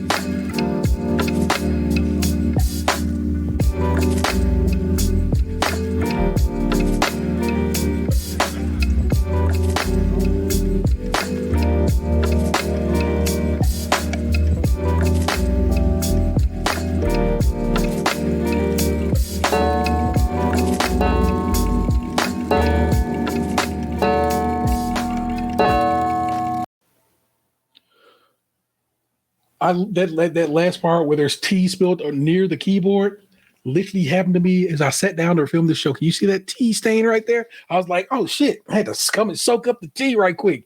So it happened. Life imitating art. Art being life. Just been doing some Thanksgiving prep, y'all, as I get ready to head on down the road to visit my mom and my big sister, my big brother. And so I had hit my mom up because I was just like, I wanted to make sure we had addressed what I was bringing down there, and that is the turkey, mac and cheese, and we end up being dressing. And I probably to it. I'm going to make some sweet potato casserole. You know what it is, sweet potatoes. In my case, vegan marshmallows on top of them shits. You know what I'm saying? That kind of vibe, because I get down with that, and it'll be a good time. And I just went to double check with my mom about that, but I was at the grocery store the other day getting just what was I getting? I got the noodles that I want for the macaroni and cheese and a little bit of extra stuff. And I'm wearing the show's, the sweatshirt with that sweatshirt. It's not behind me. I think it's in the kitchen. But of course, I'm wearing a Stage Crunchy Milk sweatshirt. And he's like, Stage Crunchy Milk, what's that? Oh, no, it's just a podcast. Is it your podcast? And I tried not to say yes. I want to sometimes be like, no, that's somebody else's podcast. You should be getting down with it. But I always end up saying, yeah, it's mine. You know what I'm saying? We've been doing it for X amount of time. What's it about? And I'm like, it's Cleveland, man. It's like, we talk about the city and so forth and blah, blah, blah. And he's like, oh, that's so cool. And he goes, I can tell people I came across a Cleveland podcast. And I go, please do. I give it a listen and maybe get down with what we're doing here. And I go, and of course I tell him, hey, man, Krunchy is spelled with K. And we keep motherfucking moving. I like that in the streets every so often somebody will notice the brand.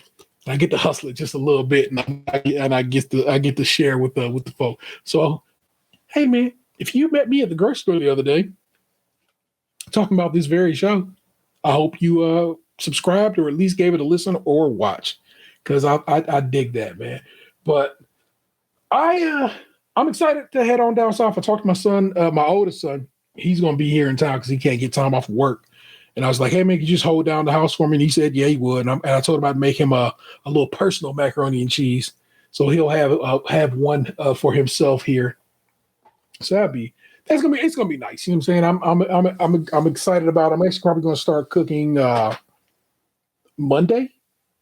And I got to pull the bird out here probably tomorrow night, so it'll be thawed. So I can cook the bird Tuesday and just pack it up to take it on down the road. And I'm just laughing to myself, like I'm gonna get pulled over on my way down south, and they could be like, "What's going on in the back of this car?" And I'm like, "Most Thanksgivings." But may I not be pulled over? But I chuckled the ideal of it, And I should look up how to get to Norfolk and avoid tolls. I'm not whatever. I will pay the tolls. I got the the little toll transponder. It's cool. You know what I'm saying? But let's say Cleveland to Norfolk. And let's see what happens if I say no tolls. Cleveland to Norfolk, Virginia. And let's hit the old directions. So as it stands, it's about a 9-hour drive. And we always do some stops and have a good time and so forth. And most of it, not most of it, but a big old chunk of the drive is Pennsylvania. And Pennsylvania is gas costs a ton there because Pennsylvania has weird taxes on petrol, and the Pennsylvania Turnpike is more expensive than it needs to be. And so let me see if I can switch this to no tolls options. Let's say, well, here's tolls. And if we say no tolls, fastest route now, avoid road closures. Oh, so there's some road closures I'm going to have to be worried about anyway.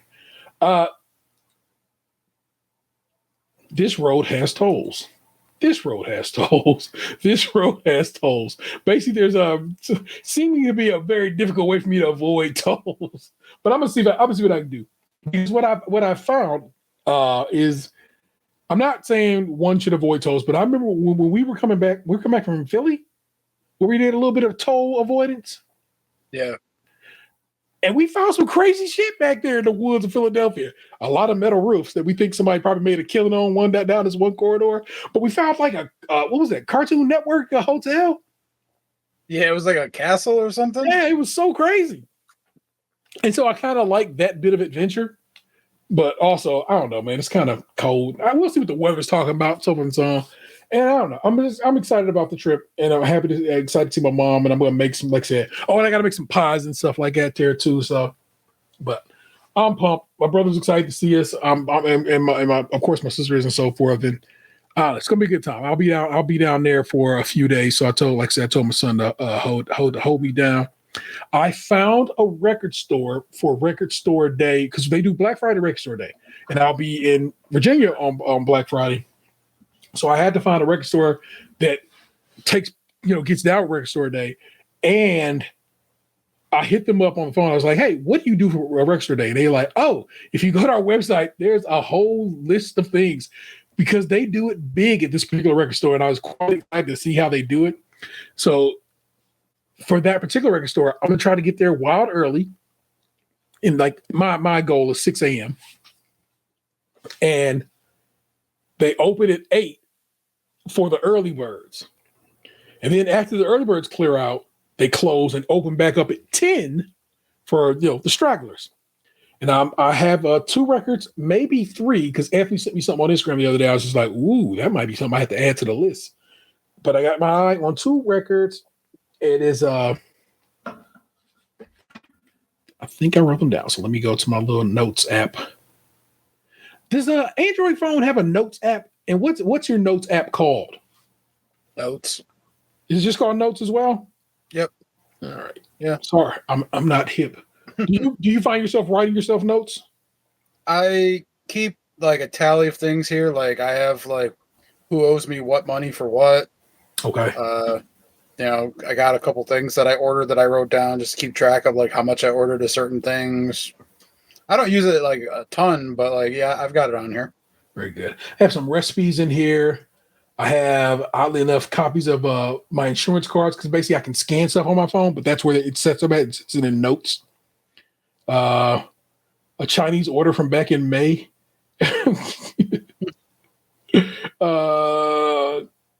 A list of Great American Baking Show bakers. I have no idea why I have that in there, but that's crazy. Yeah, a bunch of recipes and so forth and so on. Huh, okay. Very good. Anyway, two records I'm looking for. Junior Mafia. They're gonna do a re-release of "Get Money." The big Junior Mafia's big song, "Get Money." They're doing a re-release of that on 12-inch on money green vinyl, which I think is kick-ass.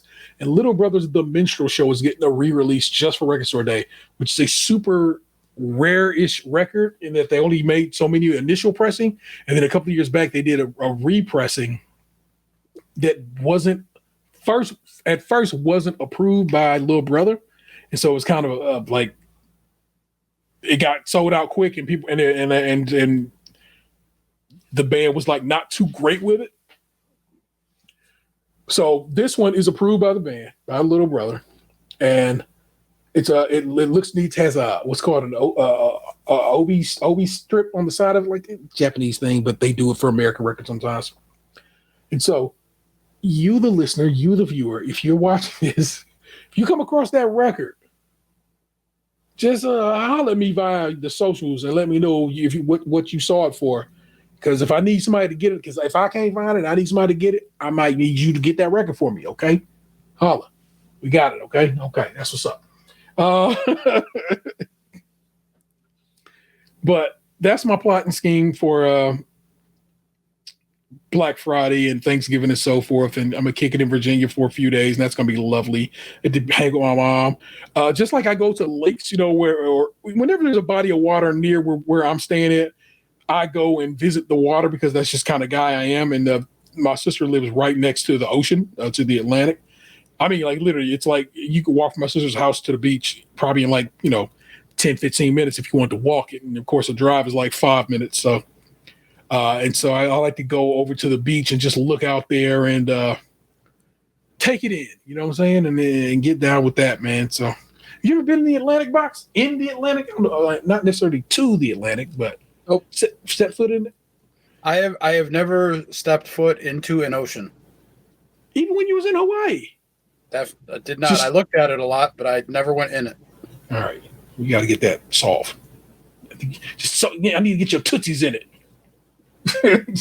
Yeah, it's like I'm not opposed to it. I know it just has never happened. Yeah. So next time we're on the coast, we gotta either coast, whatever it may be, we gotta get you get them toes soaked in there.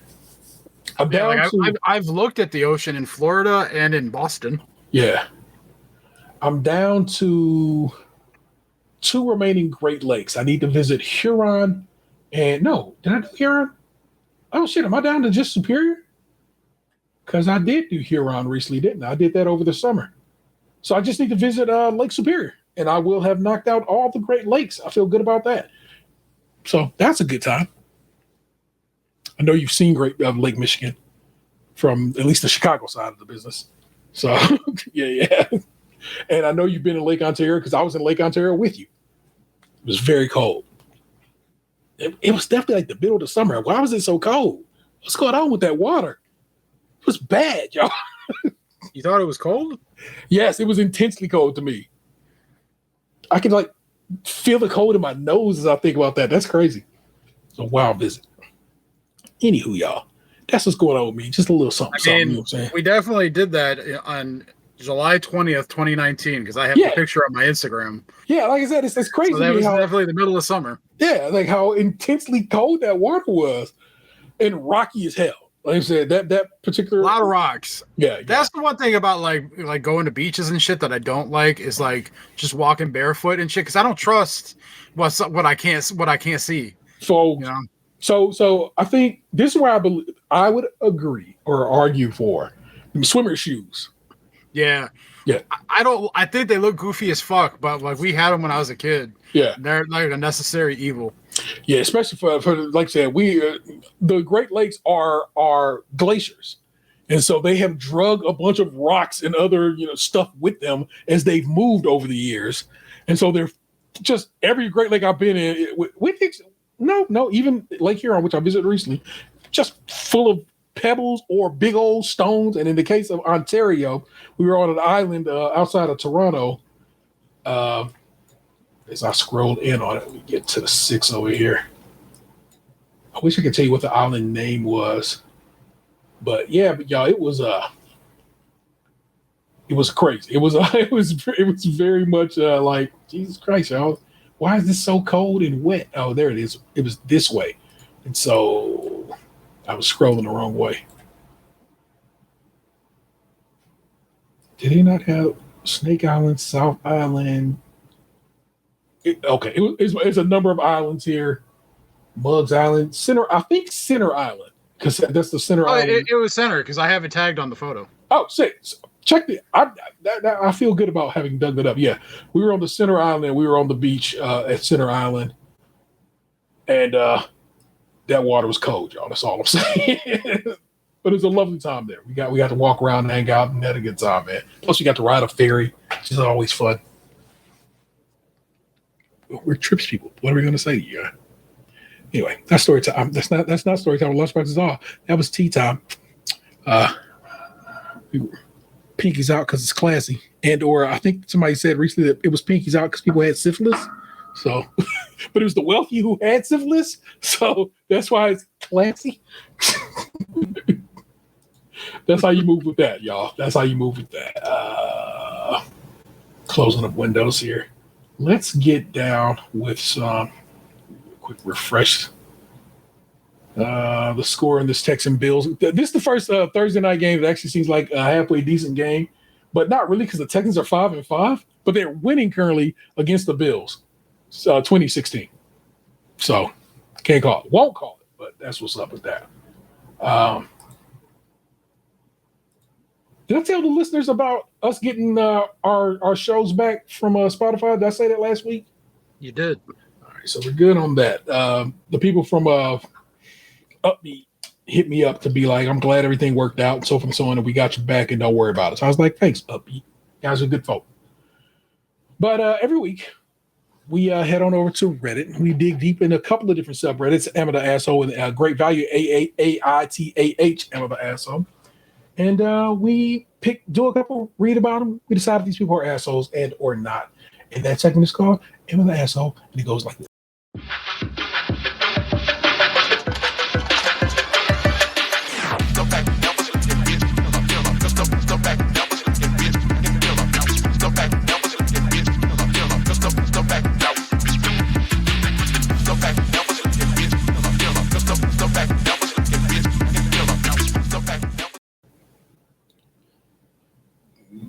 Yeah. All right. Here you go, Box.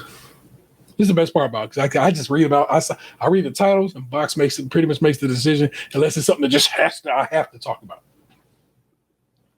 Am I the asshole for refusing to give my coworker their office back now that work from home has been canceled? Okay. This one is old, but I think it might be fun. And let me know if I did this one recently and I'm just forgetful. Am I the asshole for accidentally? And I would put that in quotes because I don't think that's. I think once I read this, you'd be like, accidentally should not be what you're saying. Accidentally giving my mother-in-law shroom chocolate. I don't think you read that one. Very good. This one is a two-parter. Am I the asshole for saying I won't go to my friend's wedding after she dropped me as her maid of honor because of my looks? Damn. That's some cold-blooded shit. It is.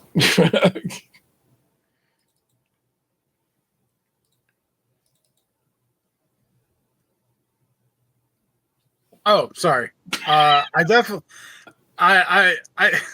my brain locked up for a minute there. I was looking at the football game and like not thinking. I definitely want to do the work one. That sounds like an interesting premise. Yeah. And I feel like the wedding one is kind of self-explanatory because it's like if you got dropped for them calling you ugly, then like I can see why you wouldn't want to go. All right, the wedding one. Okay, so it's gonna be the work one and the wedding one. Got to do them, just cause I feel like there might be a twist in the one. Am I the asshole for refusing to give my coworker their office back now that work from home has been canceled? This is from, of course, r/AITAH. Toss away 40 is the Reddit user. Back in 2023, a woman, Jen, in my building, left for maternity leave. After having her child, Jen took advantage of our company's work from home program, which left her office open.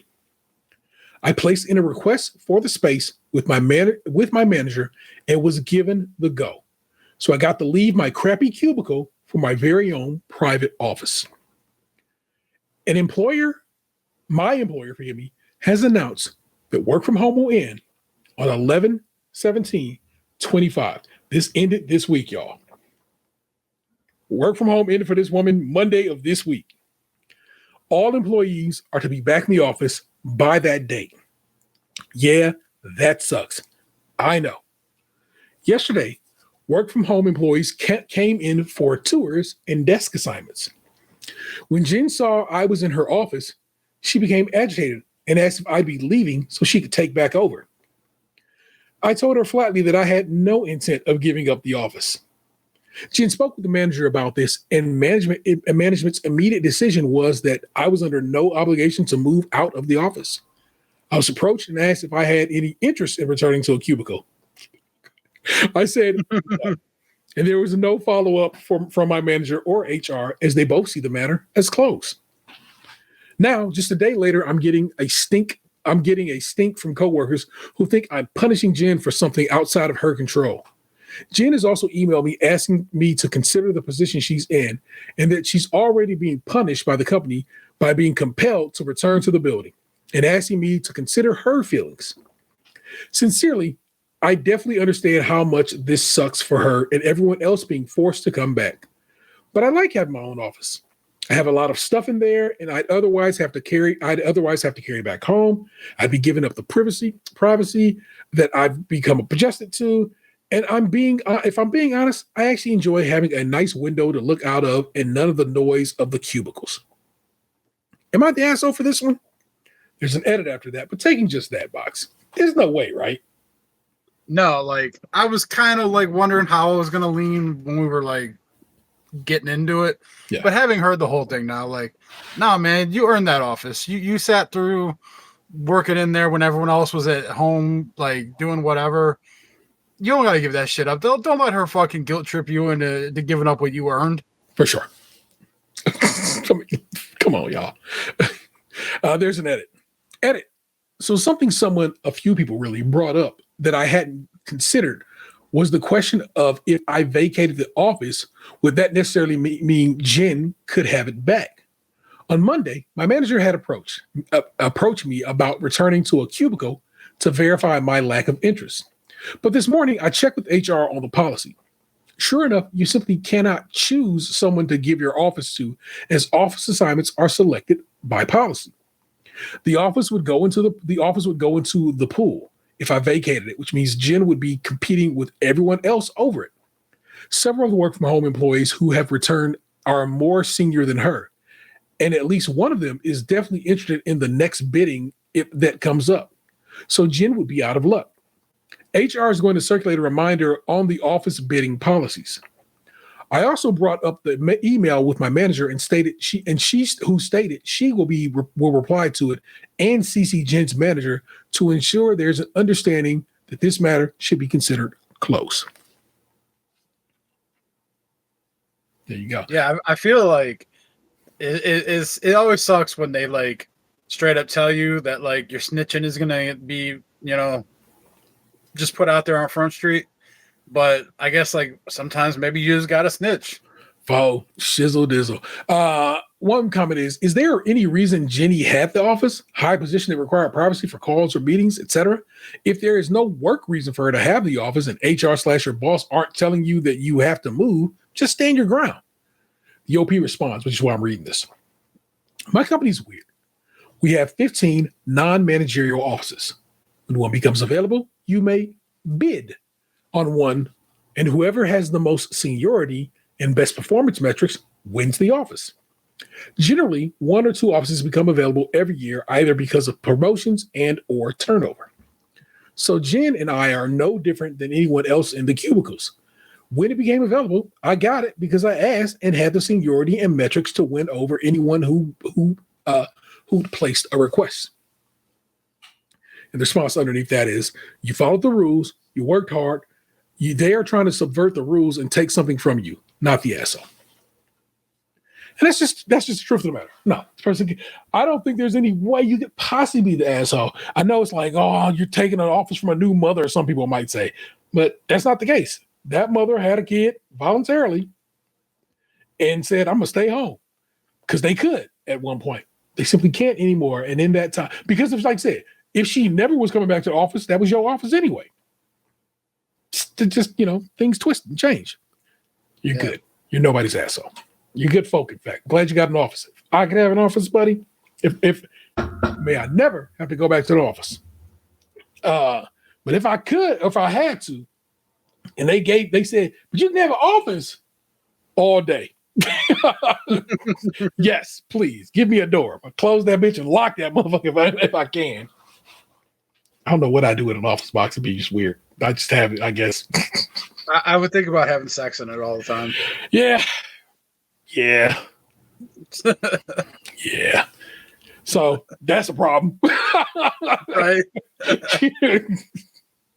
Like, sir, what are you doing in this office? Just trying to do my job. All right. So like I said, this one got a little meat on its bones, but don't worry, we'll get through it. This is also from Great Value of an Asshole. The user is RightNose8825. Am I the asshole for saying I won't go to my friend's wedding after she dropped me as her maid of honor because of my looks? Simply taking the title. I felt like she's not the asshole, but I guess I have to withhold my judgment based on what you're saying. Let's delve. Throwaway, because I don't want anyone in my friend group to find this, obviously. Sophie and I, both 27, have been close friends since we were 4. We're not the speak every single day Laurel Susanna type friends. I don't know what that means, but I'm going to assume that's a Gilmore Girl reference. Yeah, but I have no idea what the hell that means either. But well, you know what? Hold on. Just because. Let's do a quick Google search. Yeah, if they said Laverne and Shirley, I would have been like, okay, I know what you're saying.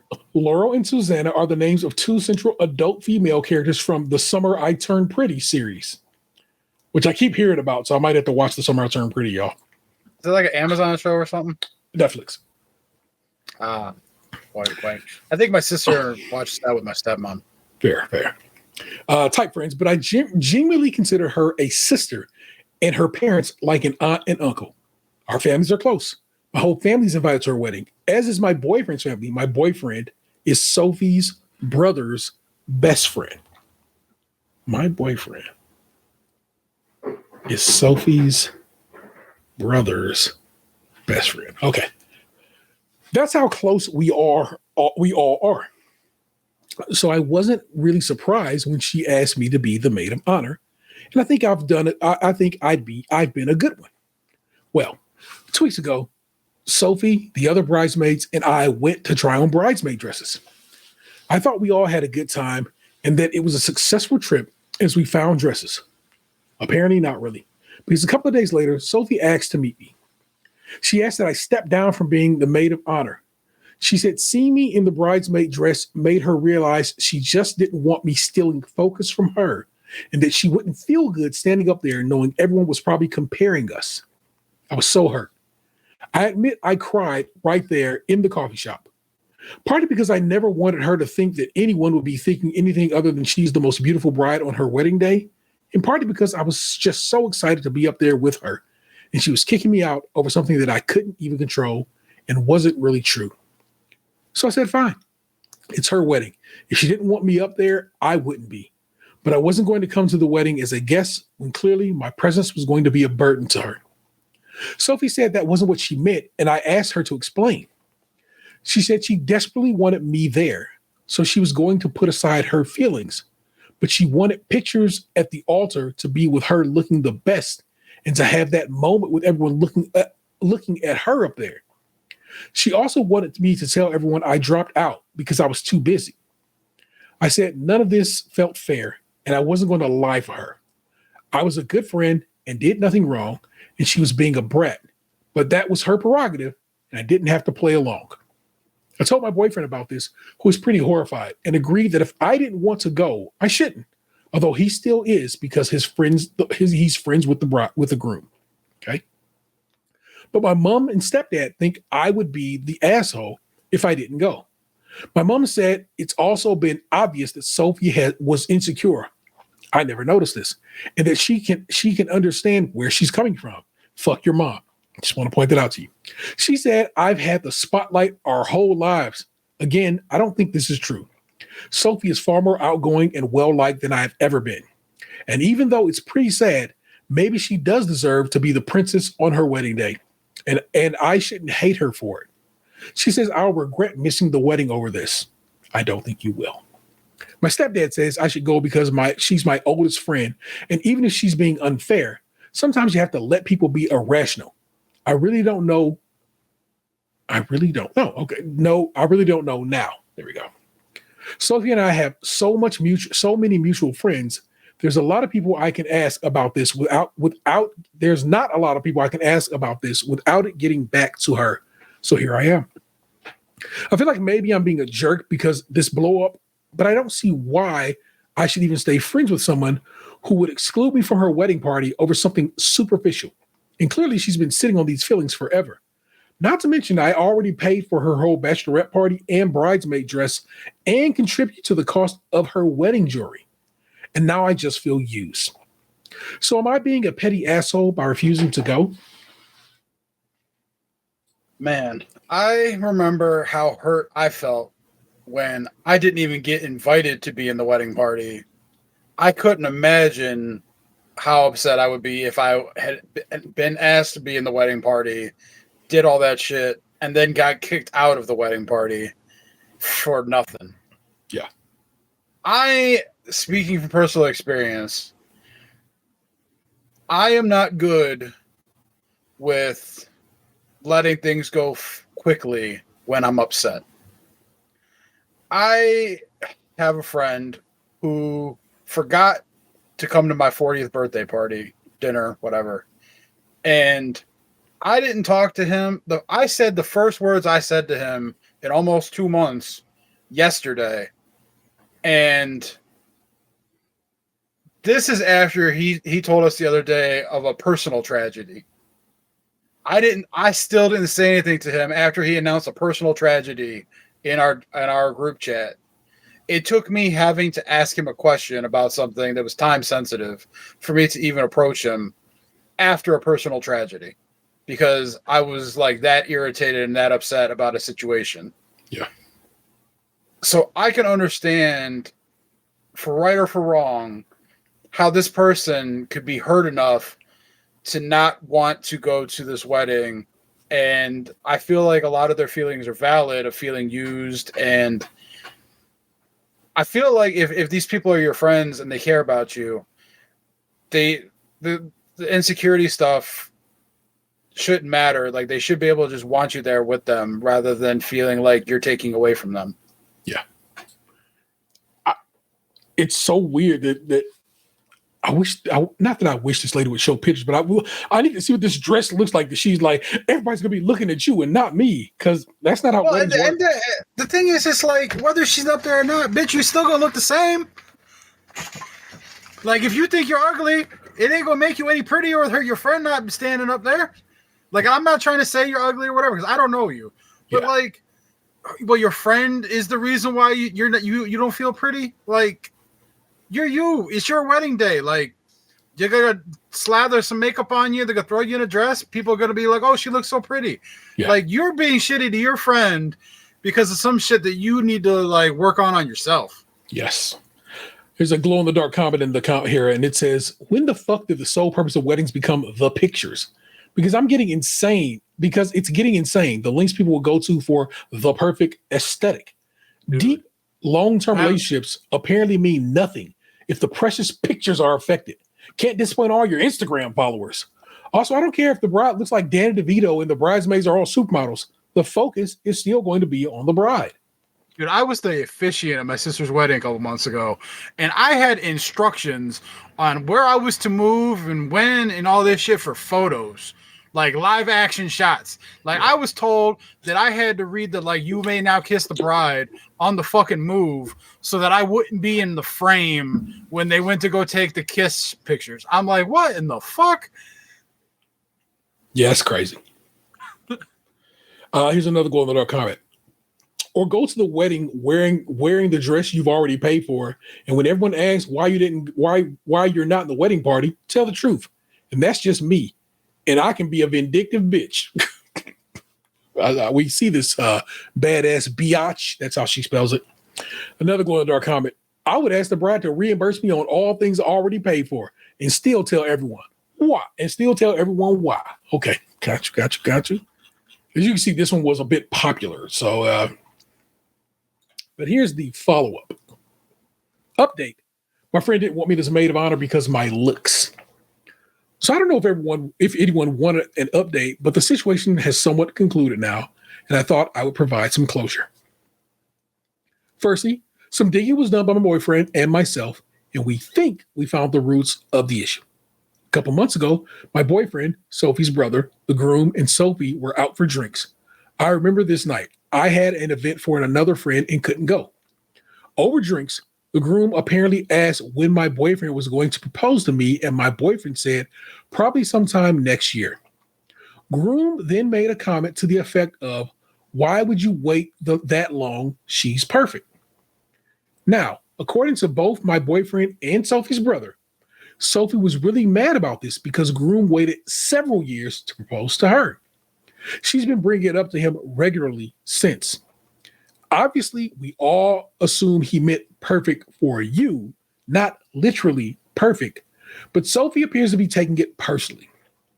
The second thing is that my mother did a little gentle probing, and it turns out that at the bridesmaid fitting, Sophie's mom told Sophie that she should have chosen a dress that wasn't going to make me look better than her. I don't think she said it like that to Sophie. This is just how it was relayed to my mom. And draw attention. According to Sophie's mom, her aunt and cousin said the same thing, and guess one of them ganged up on, and I guess they all ganged up on her about it. She also had been on Sophie about a pre-wedding diet. So it seems like these two things got blown out of proportion and ended up in Sophie's request that I not be maid of honor. I ended up deciding not to speak to Sophie about any of this. She's planning her wedding. She should enjoy this time. I don't want to make this about me or our friendship. And if I'm being totally honest, I was kind of done with the friendship after the initial conversation. I wanted to know the reasons for my own peace of mind. But the truth is, nothing was going to change the fact that she took her feelings out on me, who only ever wanted to support her. None of these things came from me or had anything to do with me, but she chose to take a wrecking ball to a 20-year friendship rather than confront the people who upset her. I can't wrap my head around that, and I'm not going to try going forward. That being said, I decided to go to the wedding as my boyfriend's plus one, essentially just for closure to this entire mess. Now that I've calmed down, I really don't feel any particular way about going. I'll eat, I'll drink, I'll clap. And Sophie will just be the wife of my boyfriend's friend from now on, I guess. I haven't told anyone why I'm not maid of honor. I just said in the group chat that it was for personal reasons and everyone can speculate. Once the wedding is over, I'll tell our mutual friends the truth and they can do with that info what they will. Sophie has reached out since to talk, but I sent her a message telling her that I'll be at the wedding as a guest and that I hope she enjoys the time in her life and wishing her the best, and haven't been replying to anything else. It's surprising me how quickly I've reached the numbness of just not caring anymore, but that's where I'm at. I genuinely wish her the best, but I just have zero interest in being part of her life anymore. I just can't see her or anything about our friendship the same way anymore. So that's that. I really don't know what else to include. If anyone has anything else to ask that I missed, feel free to ask. Thank you for everyone who commented. So that their friendship has come to an end. because this woman has decided that she thinks she's too big and her friend is too hot and blah, blah. Yeah, well, I guess her mama think she too big. Not necessarily that she thinks she's too big. Her mama done made her feel like she's too big and her friend is too hot. And I'm just like, that's crazy. It's crazy. It's crazy to me how, but you'll hear that. You'll often hear people say how parents sometimes can be your worst enemies and your biggest bullies. And that's what this seems like. But it also, you're an adult, 27 damn years old. You should be able to step to your mom and say, fuck off with that bullshit. That's my home girl. I want her to look good. I want all the ladies up there to look good. And I'm going to look the best. You have to be able to feel that way about yourself. And this woman is not there yet. May she get there someday. Unfortunately, she'll be there without one of her best friends ever because this is what she decided to do with it. Sucks.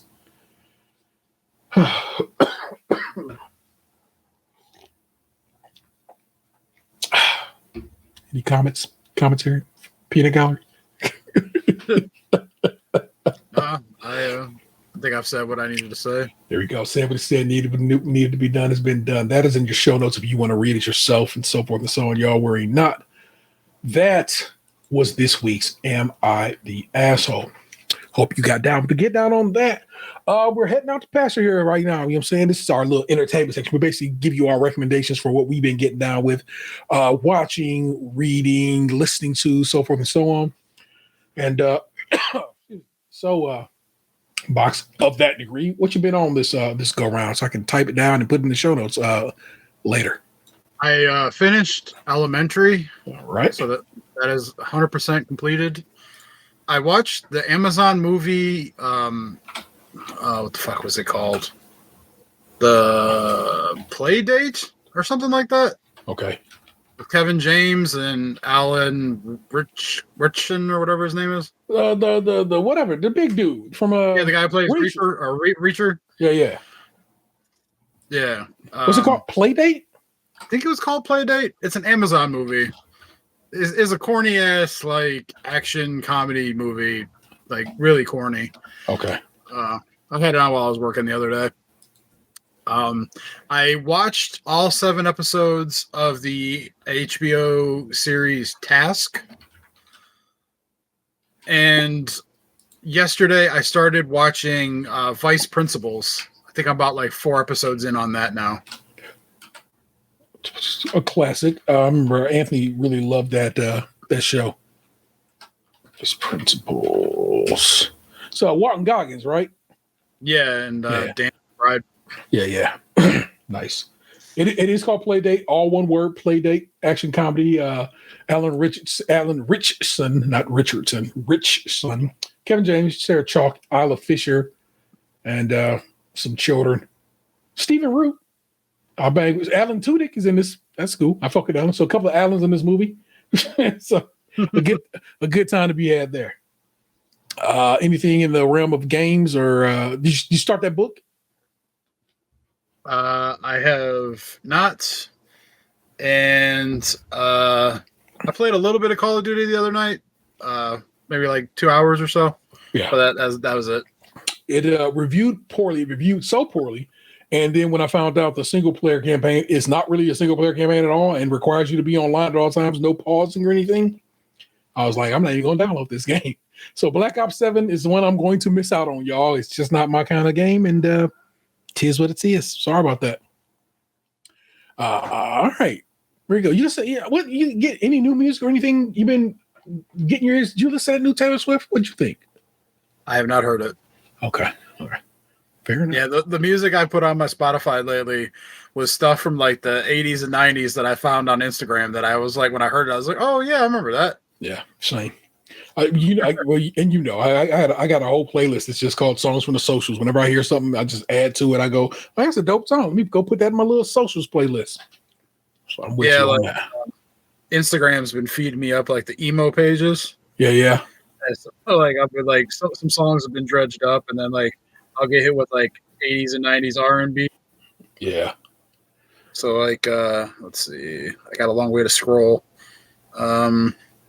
Silhouettes by Smile Empty Soul got added the other day. Hate Me by Blue October. I Get Lonely by Janet Jackson featuring Blackstreet and Teddy Riley. the Dan band, from the what was that? High School High? Or no. That Will Ferrell movie, Old School. I think they were in Old School. Yeah, we're it's like I think they're in The Wedding Singer too, maybe. Where it's like the karaoke band that does Total Eclipse of the Heart, but he says fucking in it. Fair. All righty. And I'm guessing the other song, because they did a cover of Candy Shop by 50 Cent. Yeah. I'm assuming that one was in The Hangover because that's the icon on Spotify is the Hangover poster. Okay. All right. There you go. That's what Box been getting out with. I watched About Fate on Amazon Prime. It's a remake of, I guess, I don't know if it's Soviet or Russian movie of the same title. And it's what the fuck is Julia Roberts' niece's name? Bruh. Oh my God. I tried to memorize her name, so I wouldn't go. I didn't want to play her out on this one. I want to maybe tell her name. Her name is Emma Roberts. Emma Roberts and Thomas Mann are the stars of it. And it's just a fun, you know how I get down. It's romantic comedies, and it's the season of romantic comedies. I love those kind of movies. It's a remake of a Soviet. I did get that right. Of a 1976 Soviet movie of the same name. So this guy is about to propose to his girlfriend, and she's like an Instagram influencer. And when he attempts to propose to her, she's like, okay, stop. Hey, that was so nice. Why don't we do this tomorrow night when I have my sponsors and everybody around and so forth and so on, okay? Don't worry about it. To you and me, yeah, we got engaged right now, even though I didn't say yes because she didn't say yes. But tomorrow is when we, get engaged to everybody else. And he's like upset about it because it's tradition to get engaged at this cafe. The cafe in this question, y'all, is Bennigan's. But don't be whatever about that. I guess his family's been going to this Bennigan's for a long time and so forth. That I can't call it. I feel like that's just probably a restaurant that paid for space, or it's like help contribute to the movie. There's like, all right, Bennigan's it is. And Emma Roberts has a boyfriend who she thinks is about to propose to her, and they break up. And through some weird, it makes sense in a Soviet movie because Soviet apartments kind of all the same. In some weird nonsense, he got super drunk with his homeboys and ends up in her apartment because she lives in at the same address he does, a city over. And then the cab driver is just like, of course, speaks a foreign language, and they just give him the address. So he takes us to that address, a city over, and just as fate would have it, she keeps an extra key under a pot on her porch, just like he keeps an extra key on a pot on his porch. And it's just that it all ends up working out that blah, blah, it ended up being a great movie. I really enjoyed the movie. Truly, I did. And so that's About Fate. That's on Amazon Prime. That movie I told you I was going to watch, I did watch The Wedding Year with Sarah Hyland and Everybody Hates Chris. Well, I have to get his name, so I'm not just going to call it Everybody Hates Chris. Let's put some respect on his name and call him by his name. And that is Tyler James Williams. And that one ended up being really sweet and a bit affecting because it took like all romantic comedies, takes a sad turn before it gets, before you get your happy ending. But it really was nice. And I would highly recommend that. That one is also on Amazon. Yeah. Both those movies are on Amazon Prime. So I would tell you to go get down with those. I thought that one was on Netflix, but it is not. Vanessa and I watched the first episode of Pluribus on Apple TV.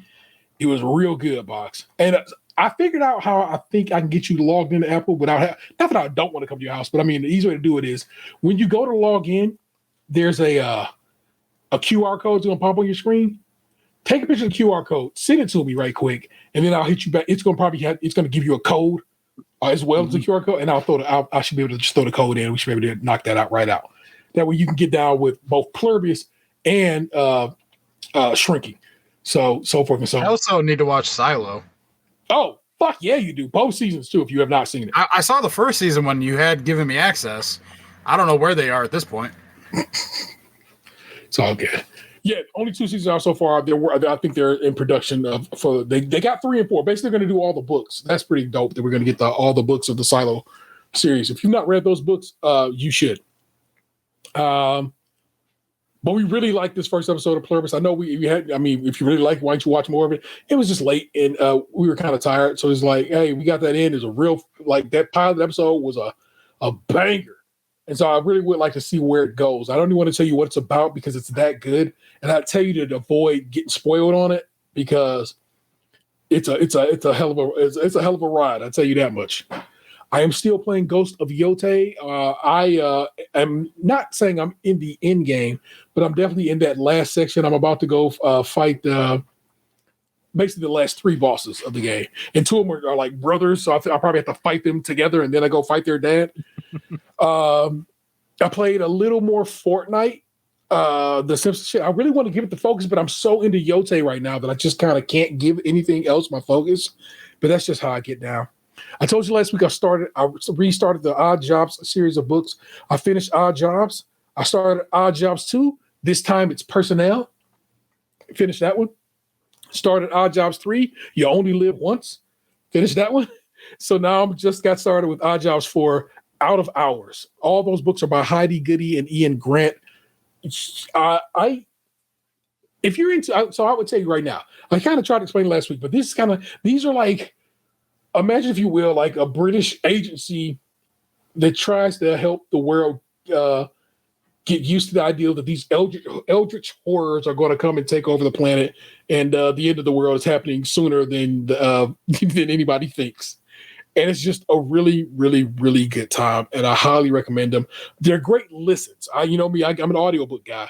And I'm not saying they wouldn't be a good read, but the narrator of these books is a hell of a reader. And they have all these weird names because these, like I said, these eldritch horror monsters. So he goes through and he'll read these names like Kryptonite, and he says it like that. And like every time that word comes up in the book, he says Kryptonite. And it's like, fuck yeah, bro. I love this shit. And so I would tell you to listen to that if you can find them on Libby or Audible or wherever. Odd Jobs, all one word, Odd Jobs. And then it's Odd Jobs 2, 3, 4, and 5. There's a 5-book series. Ian Grant and Heidi Goody. Great books you guys should be getting down with.